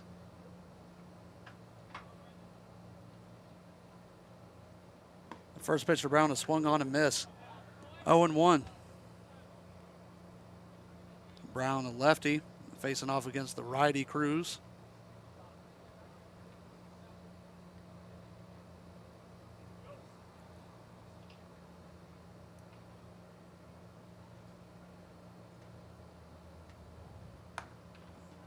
Fastball catches the outside part of the zone. 0-2 now to Brown.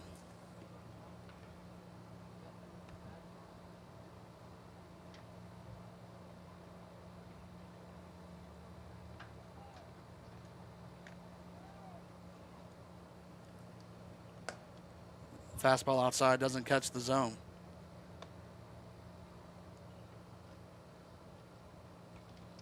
Peralta's at first. He was intentionally walked. Brandon Dodd is at third. He made it around after a huge costly error. That pitch is swung on and missed, and that'll retire the side. But not before the Bombers score 2 more. They now lead the Jacks 3-0 heading to the top of the 5th.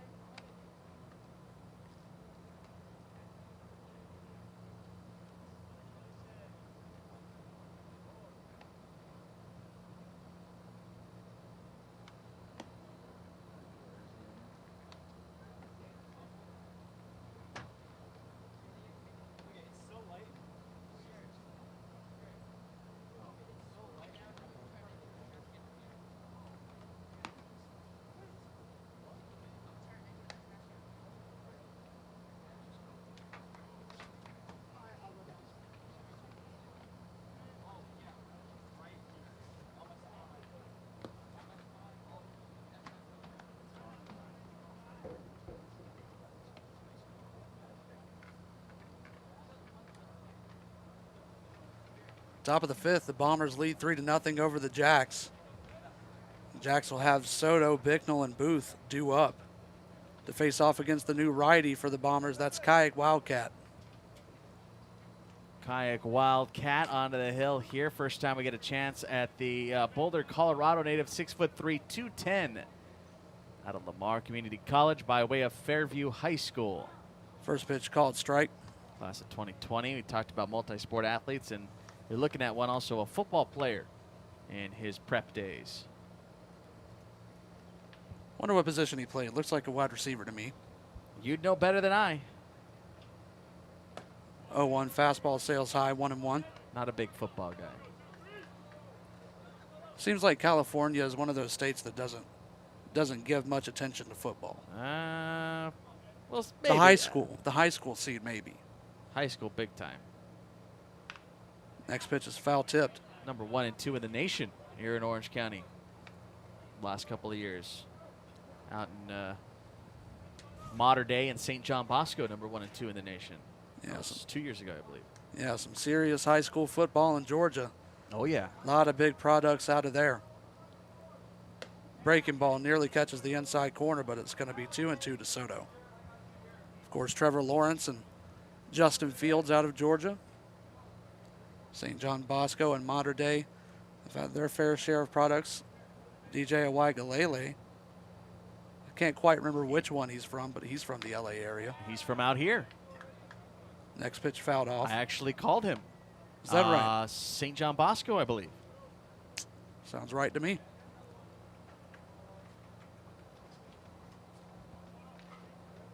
Awagalele, St. Clemson. John. Yep, St. John Bosco. I called him against Servite, I believe. Of course, he crushed it. Very good, obviously. 2-2 fastball is foul tipped. Yeah, he had a historic career out in Orange County. Yeah, he became the took over as the starter at St. John Bosco his sophomore year over a 3-year senior starter. Can't quite remember that quarterback's name. I think I called him twice, actually, now that I'm thinking about it.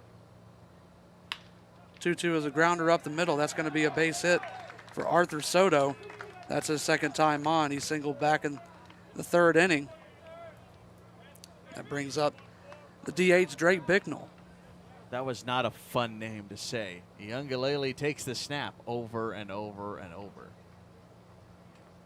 It also was at that point, now that he's made it, bigger, people know it. But at the time, I think again it was a sophomore year, I had to ask for it, and people were like, we call him DJ. I believe he's Samoan. I think that's where that name comes from, if I'm not mistaken. Yeah, he's pretty big. Yeah, big kid. Was big down here, too, in high school. First pitch of Drake Bicknell is offered at. Counts 0-1. Didn't come here for football talk, though. Nope. Back to baseball. Soto's on first. He singled. Throw back to first. He's safe.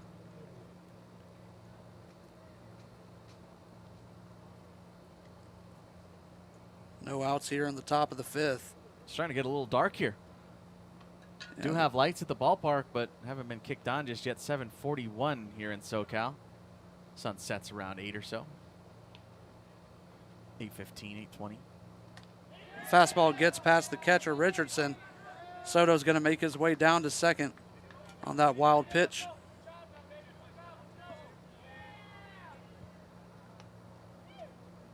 That one hit the dirt about a good foot in front of the catcher, Richardson, so that's going to go on the pitcher there. Not too much you can do about that one. Says sunset officially at 7:59, so 18 minutes. Lights have come on the other field, out of the turf field down there. That's productive. Just backdrop, Beautiful view here in Palm Springs. It really is, man. It really is. 1-1 fastball misses high. Some palm trees off in the distance, the mountain range a little bit further. It's really pretty out here. The sky, we got a great view of the sky out here.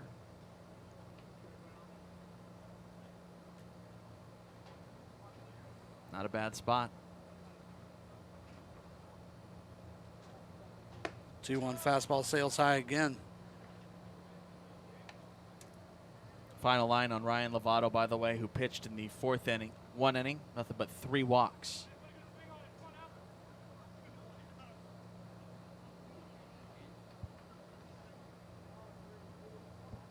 It's Kite Wildcat now, and he's behind to Bicknell 3-1. Soto's at second. He singled. Next pitch, fastball low. So another base runner for the Jacks. Runners at first and second.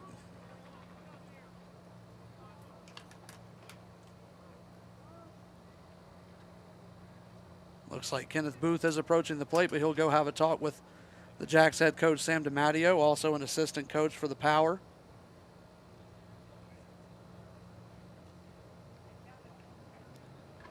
Looks like they're going to have a good chat here. Definitely want to have something doing. Down 3-0. Looks like the Angels have taken a 2-0 lead there in the bottom of the 4th. David Fletcher picked up an RBI single to right. Luis Rengifo, who just got recalled today by the Halos from AAA Salt Lake, also has himself an RBI knock in that ball game. 2-0 Halos leading the Tigers in the bottom of the 4th. Love to see David Fletcher pick it back up at the plate. Yeah, it's been an off year for the poor kid. Booth is going to bunt. He's got good speed going down the first base line, but it'll go down as a sacrifice. Both Soto and Bicknell advance to third and second respectively. That's going to flip it back over to Catacutan at the top of the lineup. Got to imagine maybe that conversation with DiMatteo. Maybe they don't have signs drawn out fully yet. Yeah. Tell them you got to convince them right quick. You can't go swinging for the fences quite yet, kid. Let's get some runs in first. A little small ball here, work on some fundamentals.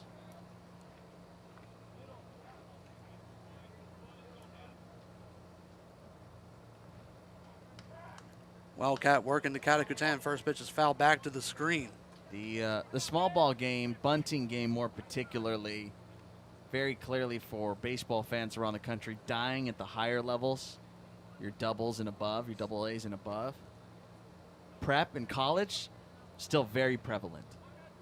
It's like it never left. Now the dead ball era might as well be how college is approaching it. They're fine with hitting it into the infield, making those fielders work. Next pitch to Catacutan misses inside. 1-1. Catacutan's 0 for 2. He popped out to shortstop and grounded out to the first baseman. This might just be anecdotally, but I feel like, as the lights came on, by the way, I feel like the hit and run is starting to come back a little bit more in the majors. But the bunt is still a lost art, and we're not going to sit here and hash out bunt, don't bunt. Who cares? But just an observation. It is certainly still very much alive at the high school and college level. 1-1 breaking ball catches the zone. Counts 1-2 now to Catacutan. It's a good spot right there for Wildcat. You might go back there again. The old Mike Sosha double up. The universal DH creeping around the corner for the MLB. We'll see what happens at the end of this year. Fingers crossed. Big fingers crossed. That could be the last signs of life for the bunt. Catacutan fouls one off out of play. We'll see. I feel like I feel like the gears are shifting very slowly as far as bunting with the shift, but I've seen a couple guys pull it off, especially this year, and I think it might be creeping in. I don't know. We'll see how the minors rules this year affect that. Yeah. No one allowed on the outfield grass. Have to play within a foot of the dirt, at least 1 foot on the dirt for the infielders. That fastball gets past Tyler Richardson, and that's going to allow a run to score. Arthur Soto scores on the wild pitch. That one sailed over the head of Catacutan. Drake Bicknell advances to third, and now the LumberJacks only trail by 2.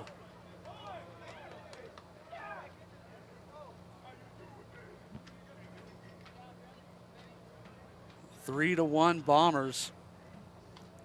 Drake Bicknell is at third. Soto just scored.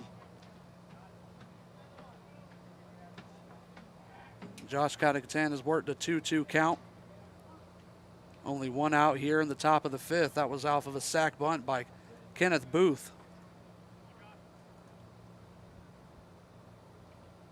The pitch from Wildcat, another fastball gets past Tyler Richardson, is back to the screen, and now it is only a 1-run lead for the Bombers. Bicknell scores from third, and it's full to Catacatan. Wildcat having some command issues with the fastball. He is a Wildcat, all right. That's what these games are for, to hone in on these skills. Update from the majors. Fernando Tatis Jr., home run number 22 on the year. Vlad Jr. and Tatis Jr. both tied to the major league lead, 22 home runs apiece. Still waiting for error number 23. All right, killer. That pitch misses inside to Catacatan, so he'll make his way up to first base. That brings up Isaiah Alvarez, the center fielder. Los Dominicanos. 2 Dominicans now leading the majors. That's beautiful. Right behind him, Japanese-born Shohei, 21. And right behind them, that's the Venezuelan-born Ronald Acuna. Acuna, see? Love it. International game. Here's Alvarez, first pitch breaking ball in the zone, called strike. You know why else I love it? What's that? Tatis on my fantasy. I'm not sure what went through my head when I drafted in the first round, but I did not take Ronald when I had the opportunity. Could have been a big game changer. Still having a good season. The 0-1 to Alvarez misses outside, 1-1. Picked Corey Seager instead. Got off to a great hot start for the Dodgers, and then now sitting with a hand injury. He'll be back. It's still Corey Seager. He has done it multiple times. We've seen him go down for months in the season and come back the hottest hitter alive. Alvarez skies that one to center. Center fielder Mason Daniels is under it, makes the catch. That's the second out here in the top of the fifth. And Catacatan has to retreat to first. That brings up the second baseman, Elvis Farina Jr. He has walked twice, and he has been caught on the base path twice. Once stealing second and once lingering too far off the first base bag. Patient in the box, a little bit too over-aggressive on the path. We'll see what he can do here with 2 outs.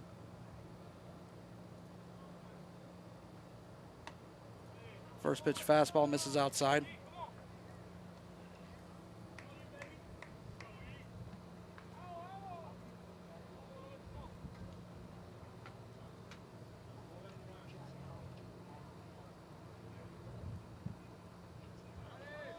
Next pitch, Catacatan takes off to second, and he will make it in there safely.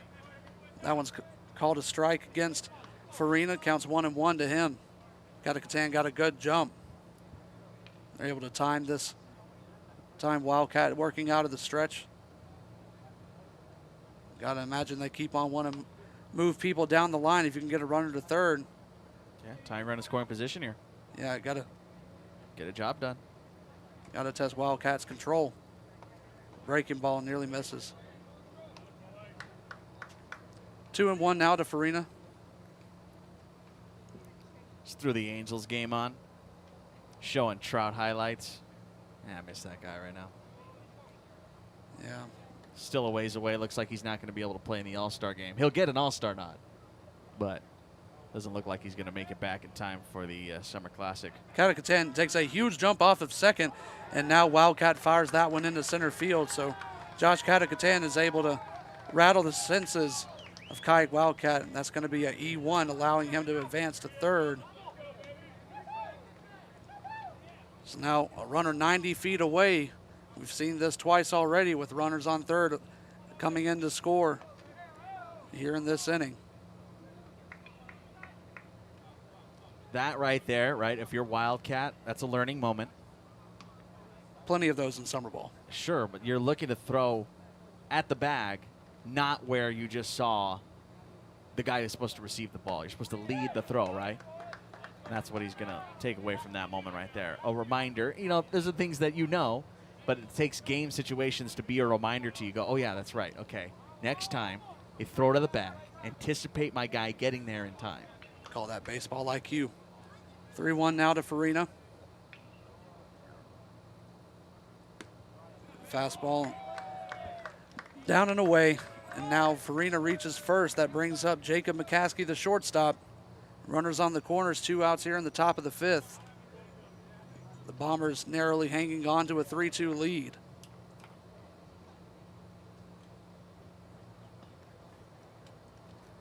McCaskey is grounded out to the pitcher and had a loud fly out to the left field. That's going to draw a visit. A visit to the mound by Coach Thomas Nelson of the Bombers. Full capacity now at Angel Stadium. It's reopening night tonight. Seeing other teams obviously getting that a couple of days ago in California. The Dodgers were able to get that on the 15th. It's the first home game for the Halos since the restrictions lifted here in the state of California. So Angel Stadium, it's interesting to see it as packed as it is right now. Yeah, it's good for baseball that people are back in the stands. And I think baseball is more interesting than it's been in a long time. That might just be my opinion, but I think there's plenty to look out for at any game you're going to. Plenty of players having fantastic seasons. The first pitch into McCaskey hits the dirt, but a good stop by Tyler Richardson saves the runner at third. Again, for the viewers at home, can't see it, but Sam, take a look at that. Just everybody's there. Everybody's there. It's quite weird. We've got to. It's strange, man. It's going to take some getting used to. 2-0 now to McCaskey. You leave him in right now, by the way, Wildcat, because you want him to work through this. You need him. You need him to get himself out of this problem. You need him to know what this is like, how to work out of it. Next pitch by Wildcat hits Wildcat in the cleat, and that is going to bounce all the way into center field to score another run. That's Katakatan. Farina makes it all the way around to third, and McCaskey makes it to second.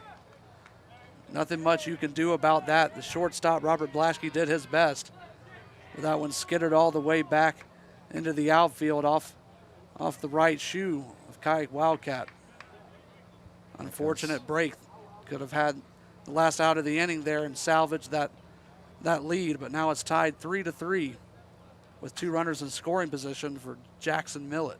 That's an RBI single, first to third for Farina. And advancing to second on the throw is McCaskey, so no error on the play. No error, as clean as it comes, just an unfortunate break.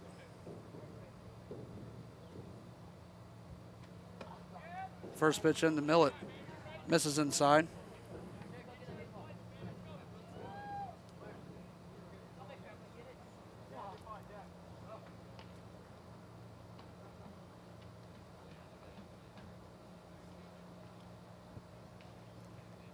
Wildcat sets and deals. This pitch misses up and in again, 2-0.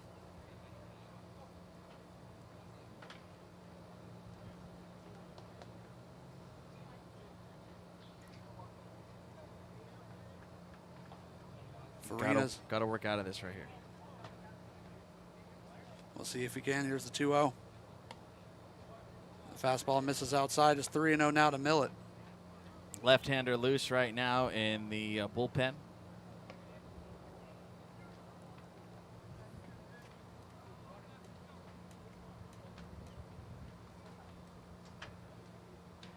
Jake Matisse getting loose. 3-0 is a fastball. Inside corner, 3-1 now to Millett. Left-handed Matisse out of Beloit College. Farina's at third. He walked and came around on that last single. McCaskey's at second. He reached after the throw. And Wildcat is going to walk Millett. So that loads the bases here in the top of the 5th. It is still tied 3-3. That might be the end of the line, and it looks like it's going to be. Rough one. Going to go down to the bullpen. A learning moment for Kite Wildcat. The Bombers are going to bring in a new arm, and we'll see you after that. Still tied 3-3 in the top of the fifth.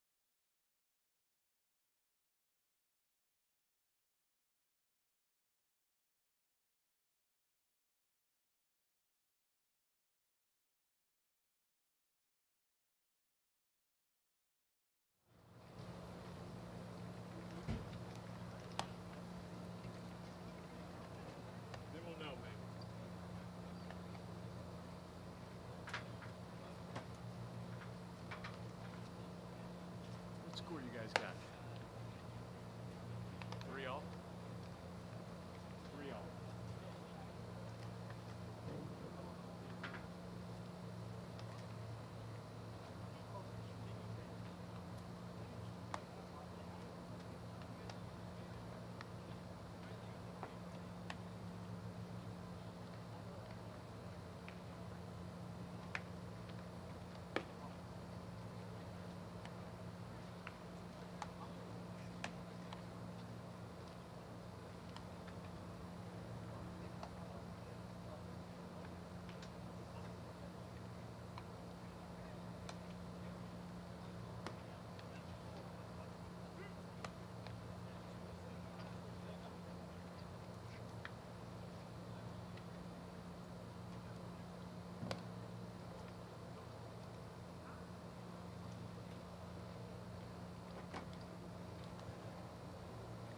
here for the Bombers' home half of the 5th.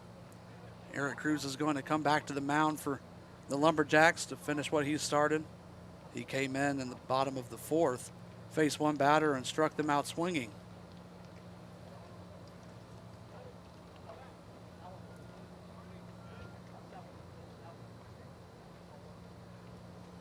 We're going to have a pinch hitter here for the Bombers. It's going to be Vinny Alfino facing off against Cruz to lead off the 5th. Fino out of Cal State San Marcos taking over for Tyler Richardson's spot. First pitch fastball misses.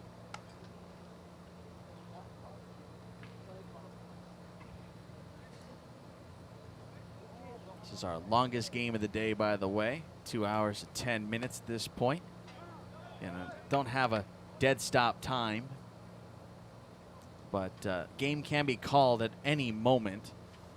But with nothing behind us and temperature cooling, they'll get in the work today.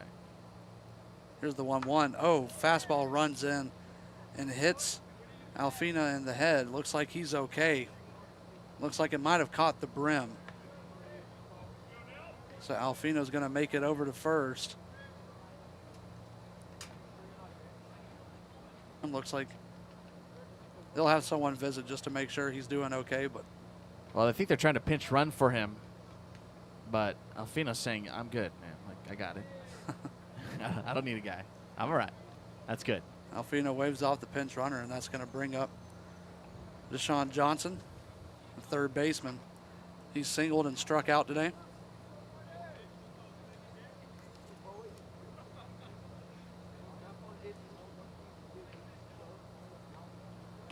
First pitch from Cruz, the fastball in the dirt.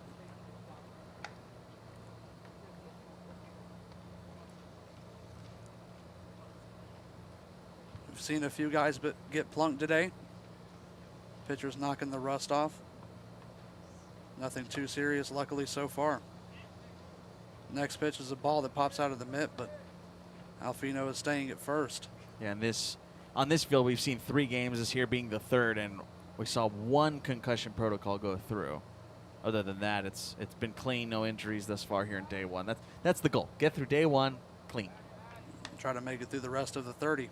Yeah. Throw over to first. Got to hit 1 first. We're all taking this one day at a time. Here's the next pitch from Cruz. Fastball pops out of the mitt again. That's going to allow Alfino to make it around to second. So that's a pass ball. Yep. That's what I got. 31 days till which will be the last potential game, the 18th of July. That'll be power, however. So I'd say pass ball in Spanish. it's a great question, Sam. Fastball down the pipe, 2-1 now to Johnson. A lot of things in Spanish for baseball are direct. Yes. So that might just be pass the ball. Because strike is just strike. So heads up. That's a foul ball, and Deshaun And a foul Johnson. bat. that's a foul bat. Went towards the on-deck circle. Justice Lucas was able to hang in there and take that one for a called strike.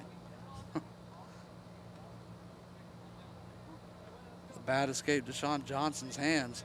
Somehow was able to make contact and let go of it in the same swing. All the same, it's another strike on him, 2-2. Cruz's breaking ball is gonna, that was 3-2, and now that's the 4th ball. Deshaun Johnson, he'll make his way to first, bringing up Justice Lucas.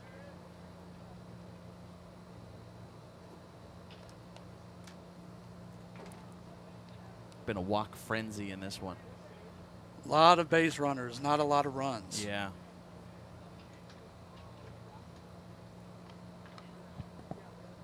That's the 16th combined in this game. For those of you keeping track. Yeah. Fastball from Cruz makes it in. 0-1 to Lucas. That fastball seemed a bit high to me, but I forgot that Lucas was 6'7" in the box. Hi to us. Breaking ball, a beauty. Hits the zone, 0-2.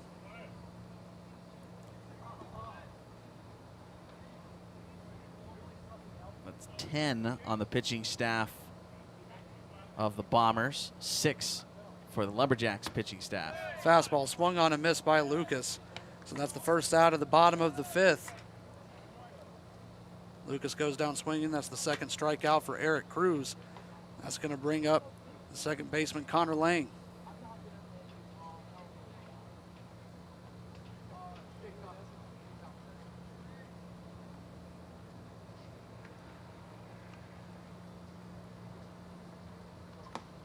Another beauty of a breaking ball. Comes into the zone, 0-1 now to, pardon, that's going to be a new batter for the Bombers. We'll get that for you in a second. Looks like, well, again, numbers are still being issued out. So work in progress. That looks to be Alex Betancourt pinch hitting. Thought it was 25, but it's 26. So that's 1-1 on Betancourt. Here's the next pitch from Cruz. Fastball sails high, 2-1.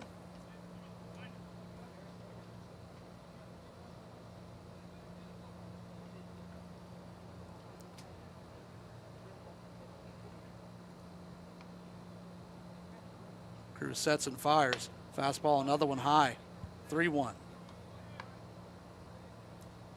The Bombers and the LumberJacks tied at 3 here in the bottom of the 5th. Sam Walters with Steve Granado. That's me.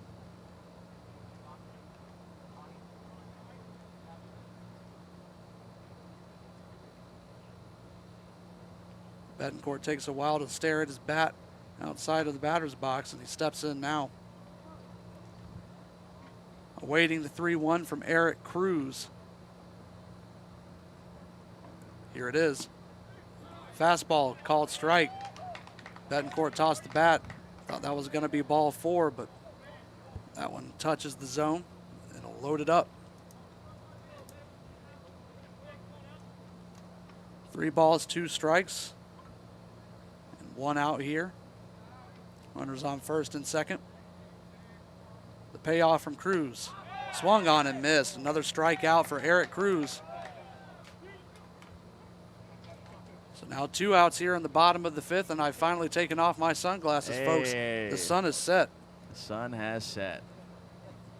LumberJacks dark green jersey started blending into the infield grass, so here I am. Perfect 20/20 vision here. Thing of beauty.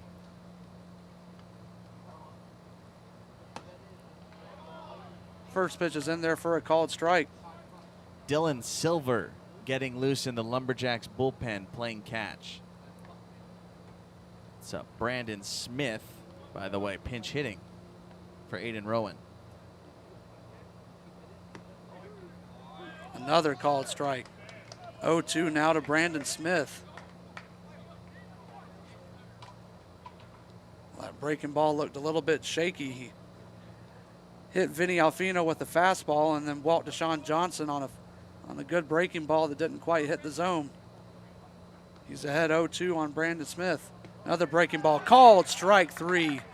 So once again, we've seen 2 runners reach base, and then Eric Cruz strikes out 3 in a row to end the 5th inning. The LumberJacks and the Bombers are still tied, 3-3.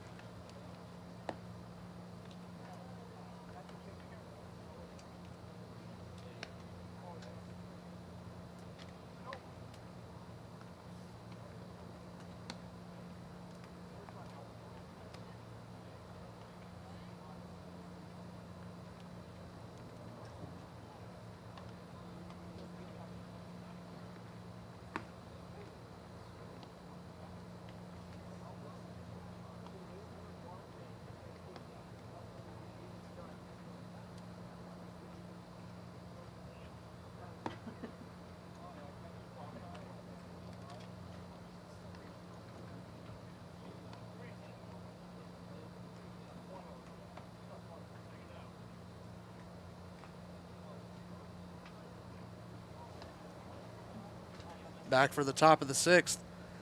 Now to take you the rest of the way is the host with the most, Steve Granado. Oh, is that my name now? No. Okay. Said I'd try it out. Didn't have the right ring. Nope, not going with it. Top 6 now. 3-3 your score from Palm Springs Stadium. Back out to the hill. Jake Matisse to face off with 7, 8, and 9 rather. The first offering is downstairs and away. This is Daniel Ruiz, 0 for 2 tonight with a ground out. Turned into a double play and a fly out to left this evening. So he's 0 for 2 as the sun continues to set in Palm Springs. Next offering runs way inside on him. Ruiz, Soto, and Bicknell are the scheduled hitters in the inning. Who knows at this point? Defensive changes, just straight switches. New catcher into the ballgame is Vinny Alfino. The second baseman is Alex Betancourt. And the right fielder is Brandon Smith. 3 balls and no strikes. Matisse came in and got the last out of the 5th inning. Find the strike zone this time. It's 3-1. Sam, first day for you in the books. Not quite yet. I'm not off the hook yet. Well, that's, what, 9 innings of work for you? 9 innings, 10 errors, something like that. It's a foul ball. 3 balls, 2 strikes here on Daniel Ruiz. 3-3 score here in the 6th. You'll get typically a PO, so. Well, you'll get more tomorrow. Give you 6 tomorrow. And you got it all on Saturday. Pitches outside for ball 4. That is the 17th combined walk tonight. Actually, First one for Matisse. Instead of PO, I'm actually a CPO. Couch potato only. Okay. Now we're on the mic. It's all about leaps and bounds. Arthur Soto, a pair of singles, been an eventful evening for him. He's also scored and stolen a bag. First pitch, he'll chop it foul.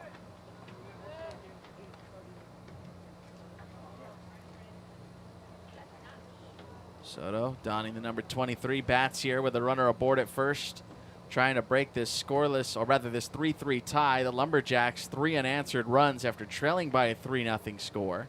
They have not led in this contest. Inside with that one for a strike.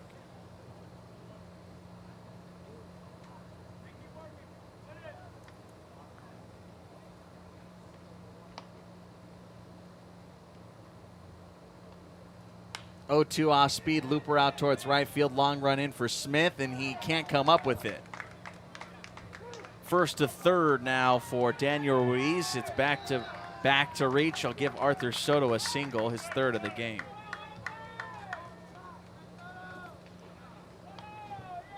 LumberJacks making some noise. They'd hate to see a tie here in their second ball game. Yeah. They got runners on base now, no outs. Drake Bicknell to the plate now. He is without an at-bat officially. A pair of walks here this evening. So runners on the corners and nobody out. Scoring update from Anaheim. The Tigers on the board. Jonathan Scope, his 12th homer of the year. Solo jack against Ohtani. Now it's Ohtani versus Cabrera. And Cabrera just struck out, so there you go. Striking out a Hall of Famer, Shohei Ohtani. No balls and 1 strike here on Bicknell. We'll have to wait. Throw back to first. So the Angels again leading at 2-1. They're going to the bottom of the 6th out at Angel Stadium.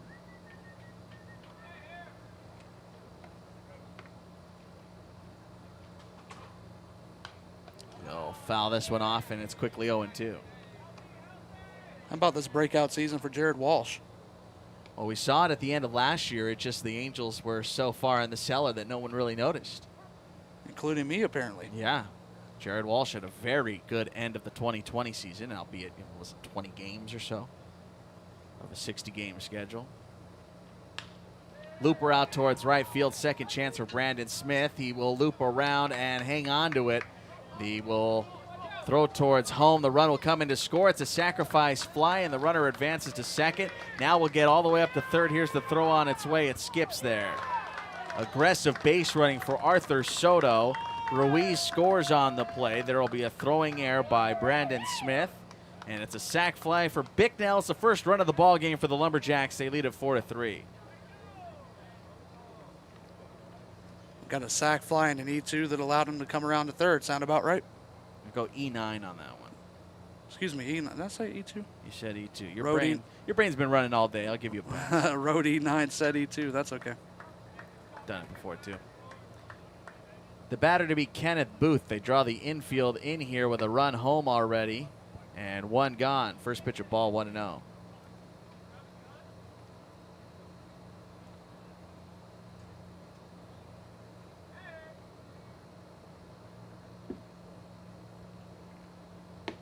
In for a strike. Looks like Matt Manning's MLB debut is over for the Detroit Tigers. Gave up a pair of runs in 5 innings of work. Congratulations to the young kid. He can't get the win in his first start, but take it. 5 innings, 4 hits, 2 earned, 3 walks, and a pair of strikeouts. Not too shabby.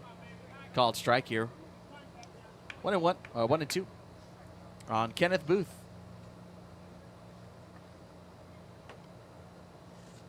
Lefty deals. Check swing, heads up. Excuse you. Sorry. Kind of stuck the bat out there. Almost got lucky. Booth showed off the speed last time with the sack bunt. Nearly made it to first, beating out the throw.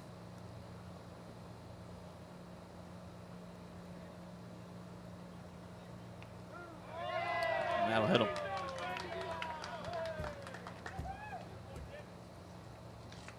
So Kenneth Booth will take first. That's the first hit batter by the Bombers pitching staff today. Puts him on the corners here with still just 1 gone.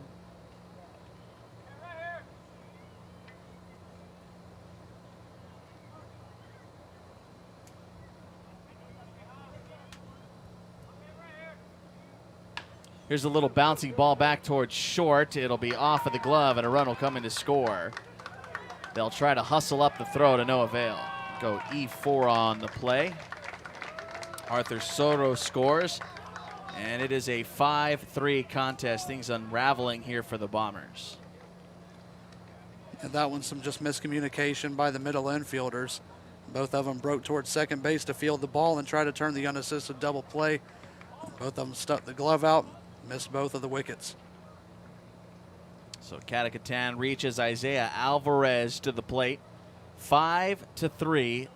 The LumberJacks have scored 5 unanswered after trailing 3-0 through 4. We're here in the 6th. The longest game of the day here today. 1 ball, no strikes. This one outside. Closing in on 8:30 tonight. About at 2.5 hours or so in this one. Skied out towards right center field. Long run for Daniels, and that's going to go all the way to the wall. 2 runs will score. Alvarez thinking 3. He's turning the corner, and he will get in with a stand-up 2-run triple. And it's all Jacks now. They plate 2 more and lead it by a 7-3 score. That is easily the farthest and the loudest extra base hit we've seen in the PSCL's 3 games at Palm Springs Stadium today. Easy. That was a stand-up triple by Alvarez that shows why he's playing for the Power. That was an opposite field triple. Inside out that high fastball. Action down in the bullpen here for the Bombers. See if they go to it here.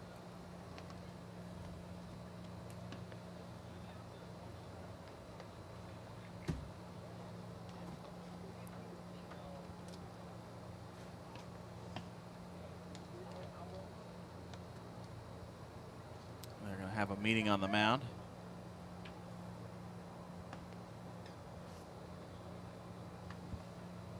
They will not take the baseball away, so they will leave Matisse in to try and clean this up. That's 5 of 6 to reach here in the 6th. Just the sac fly is the lone out. You know, a good hitter stepping to the plate, that was almost bound to happen.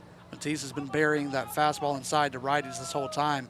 And finally, Alvarez took a step out in the batter's box and sent it the other way. First pitch to Elvis Farina. They give him a strike 0-1. Farina has walked 3 times tonight. So a runner at third. And by the way, Alvarez, that was his first hit tonight, so he was knocking on the door. Swing and strike. And it's 0-2.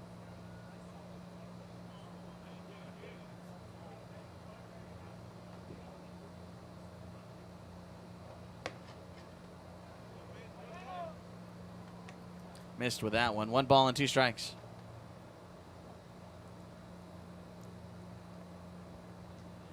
So 4-run 6th at this point. Happened pretty quick, too. 2 balls, 2 strikes.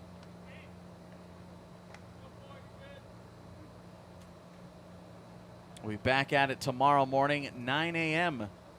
First pitch, Snowbirds and North Stars right here at Palm Springs Stadium. Day 2. In for a called strike 3, they will ring up Elvis Farina. First strikeout of the night for Jake Matisse. The batter to be Jacob McCaskey.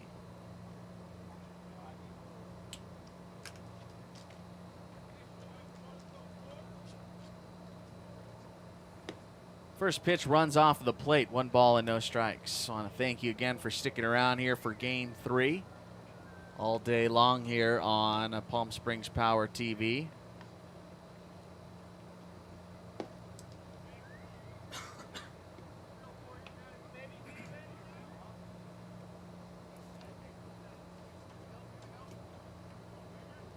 McCaskey had an RBI single off the foot of the pitcher back in the 5th. He's 1 for 3.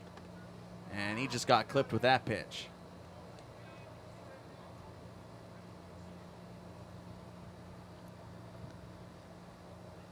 Second hit batter of the inning. That'll put him on the corners here for Jackson Millett.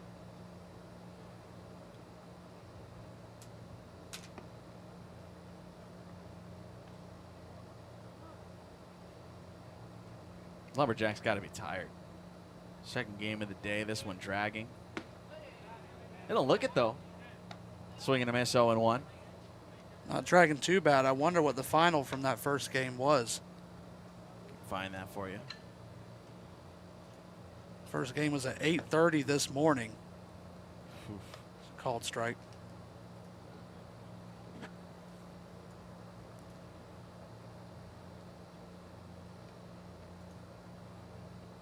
Runner with a big lead, and that's a balk. So McCaskey took off, and Matisse balked. Puts runners on second and third.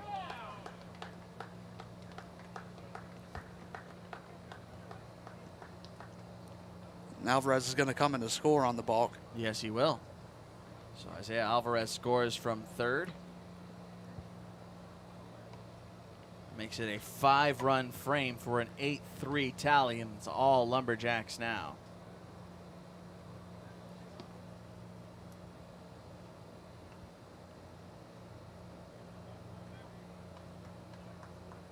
LumberJacks defeated the A's earlier today, 11-4, to answer your question.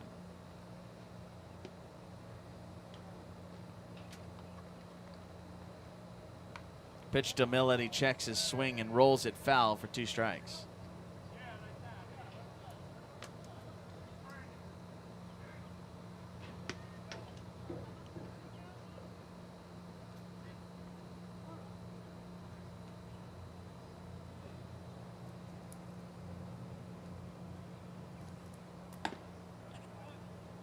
Still looking for the third out of the inning. Got a sac fly and a strikeout looking. How about this? 8 runs on just 2 hits. Rather, 3 hits in the 5th and 6th innings. There's ball 4.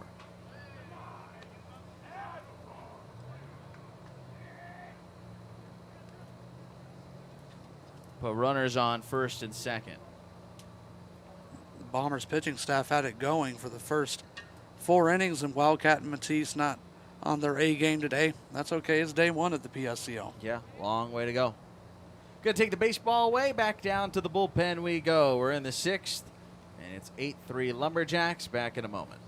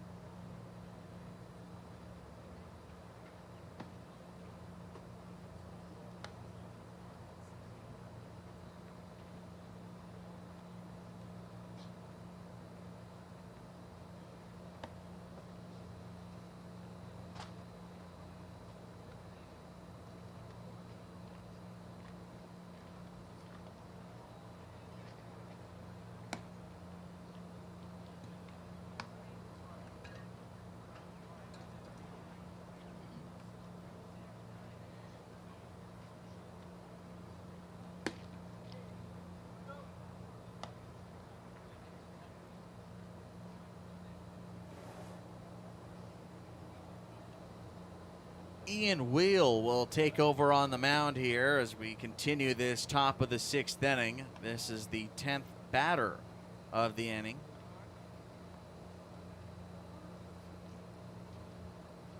As 5 runs have already been plated. Runners on first and second with 2 gone. Jacob Martin's going to come in to pinch hit. Just about to say that. That's Jacob Martin pinch hitting here for John Mackey. He'll take a called strike, 0-1.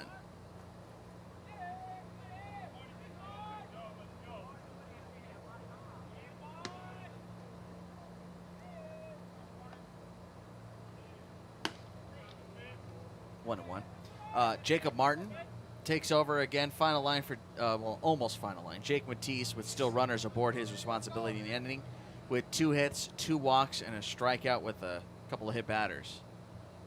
Swing and a miss. It's 1-2.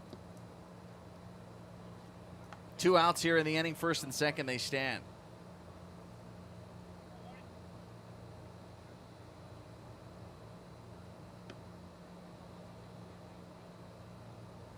Looks like Shohei Ohtani's day is done, by the way. Knockout blow in the 7th.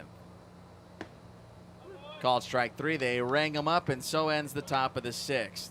LumberJacks unbreak the tie, plating 5 in the inning. We go to the bottom of 6, 8-3 Jacks here from Palm Springs Stadium.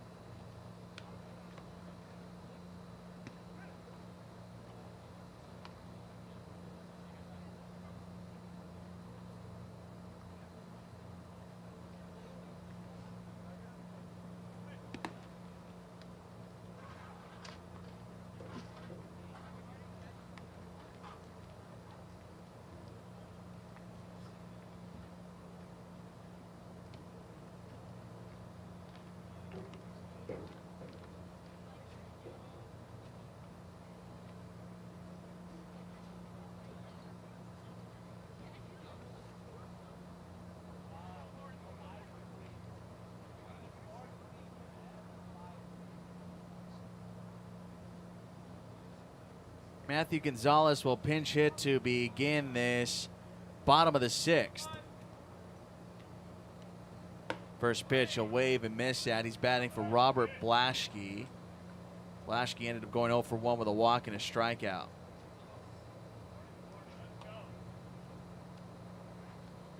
Gonzalez out of Cal State San Bernardino, like many here this summer. Swing and a miss. 0-2.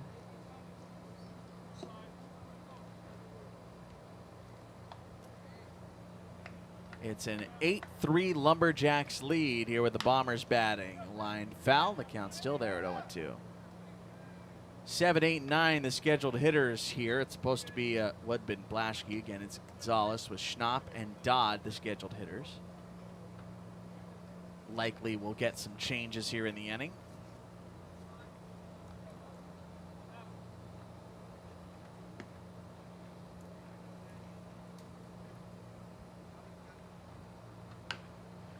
Oof. Ouch, ouch, ouch, ouch. Not what you want to see. Pinch hitter coming in and fouls it off of his foot. Yeah, it's not a good one. That stings.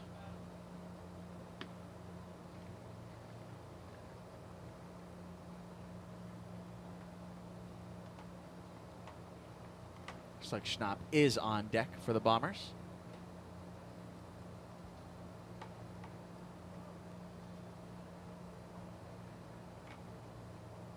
Breaky ball swung on and missed. They're going to have to throw down to first base, and they'll do so. So Gonzalez strikes out, K2-3. That's the 5th for Eric Cruz. And there's one gone here in the bottom of the 6th. So again, we play 7-inning contests. There is action in the bullpen for the Lumberjacks. It looks like Jarrett Heilman is getting loose. So might see him here in this inning, maybe see him in the 7th. Swing and a miss on Nick Schnapp, who is 0 for 1 with a walk and a run scored here in this one. All 3 runs coming in the 3rd and 4th inning for the Bombers. A run in the 3rd and then the 2 plated in the 4th. Swing and a miss. Lots of fastballs here for Eric Cruz and lots of strikes already here, 0-2. Lots of damage late here for the Jacks. 3 runs in the 5th, 5 runs in the 6th.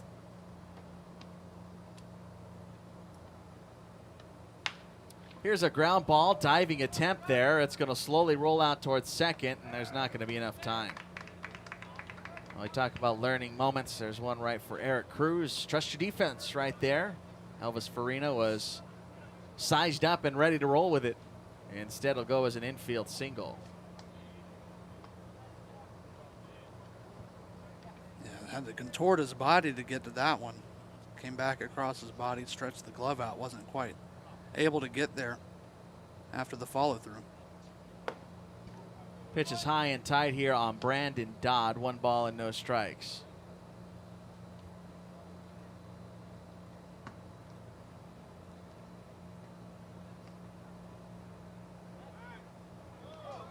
Thrown away to first, and Schnapp will take second base.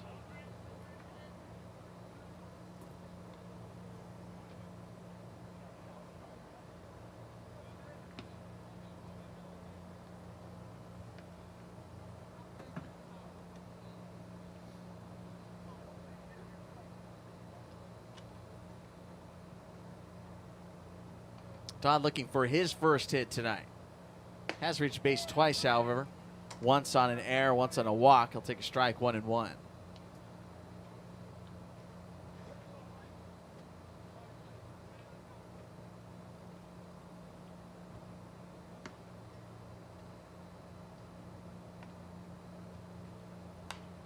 Got a foul to the screen. 1-2.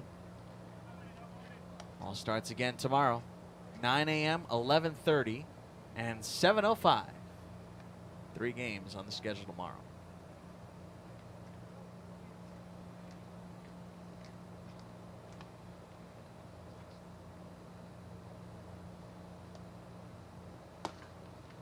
Got him looking there. Strike 3. The runner advances to third. They won't tag him out. Goes as a pass ball to put Schnapp on third But Brandon Dodd goes down on strikes. That's the 6th of the day for Eric Cruz. Gary Peralta to the plate with 2 away and a runner at third. Peralta was intentionally walked back in the 4th inning. Single in the 3rd. First offering misses, 1 ball and no strikes.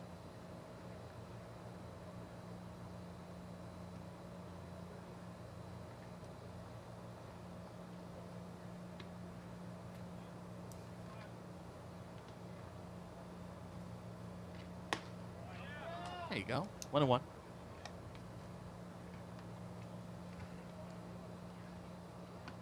Yeah, Cruz can definitely try to finish strong here. Would like to see it. 6 strikeouts. Not bad in relief. Misses off the inside part of the plate. 2 balls and 1 strike.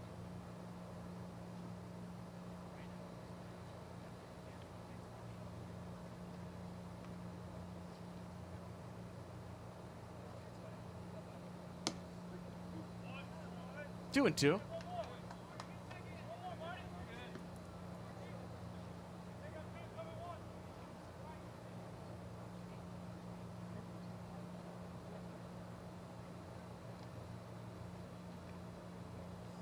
On its way. Got him on the heater. So I'll strike out Gary Peralta. And that'll do it here in the 6th. We go to the 7th inning, 8-3. LumberJacks with the advantage. As we head there, we'll see actually. And they're going to call this one a final here. Final score is 8-3. As the LumberJacks come away with this victory in 6 innings. 7 punch-outs for Eric Cruz. That's going to do it for us here today. Again, don't forget, tomorrow morning, 9 a.m. will be all with the action starting early in the morning. 3 games on the schedule. Again, starts at 9. We'll be on with the with the Snowbirds and the North Stars. 11:30, the Rush and A's. And then, of course, at night, the nightcap at 7:05, Arroyo Seco versus your Palm Springs Power. One last time, 8-3, the Jacks over the Bombers. We'll talk to you tomorrow. But until then, for Sam Walters, I'm Steve Granado. Enjoy what's left of your Thursday evening, everybody.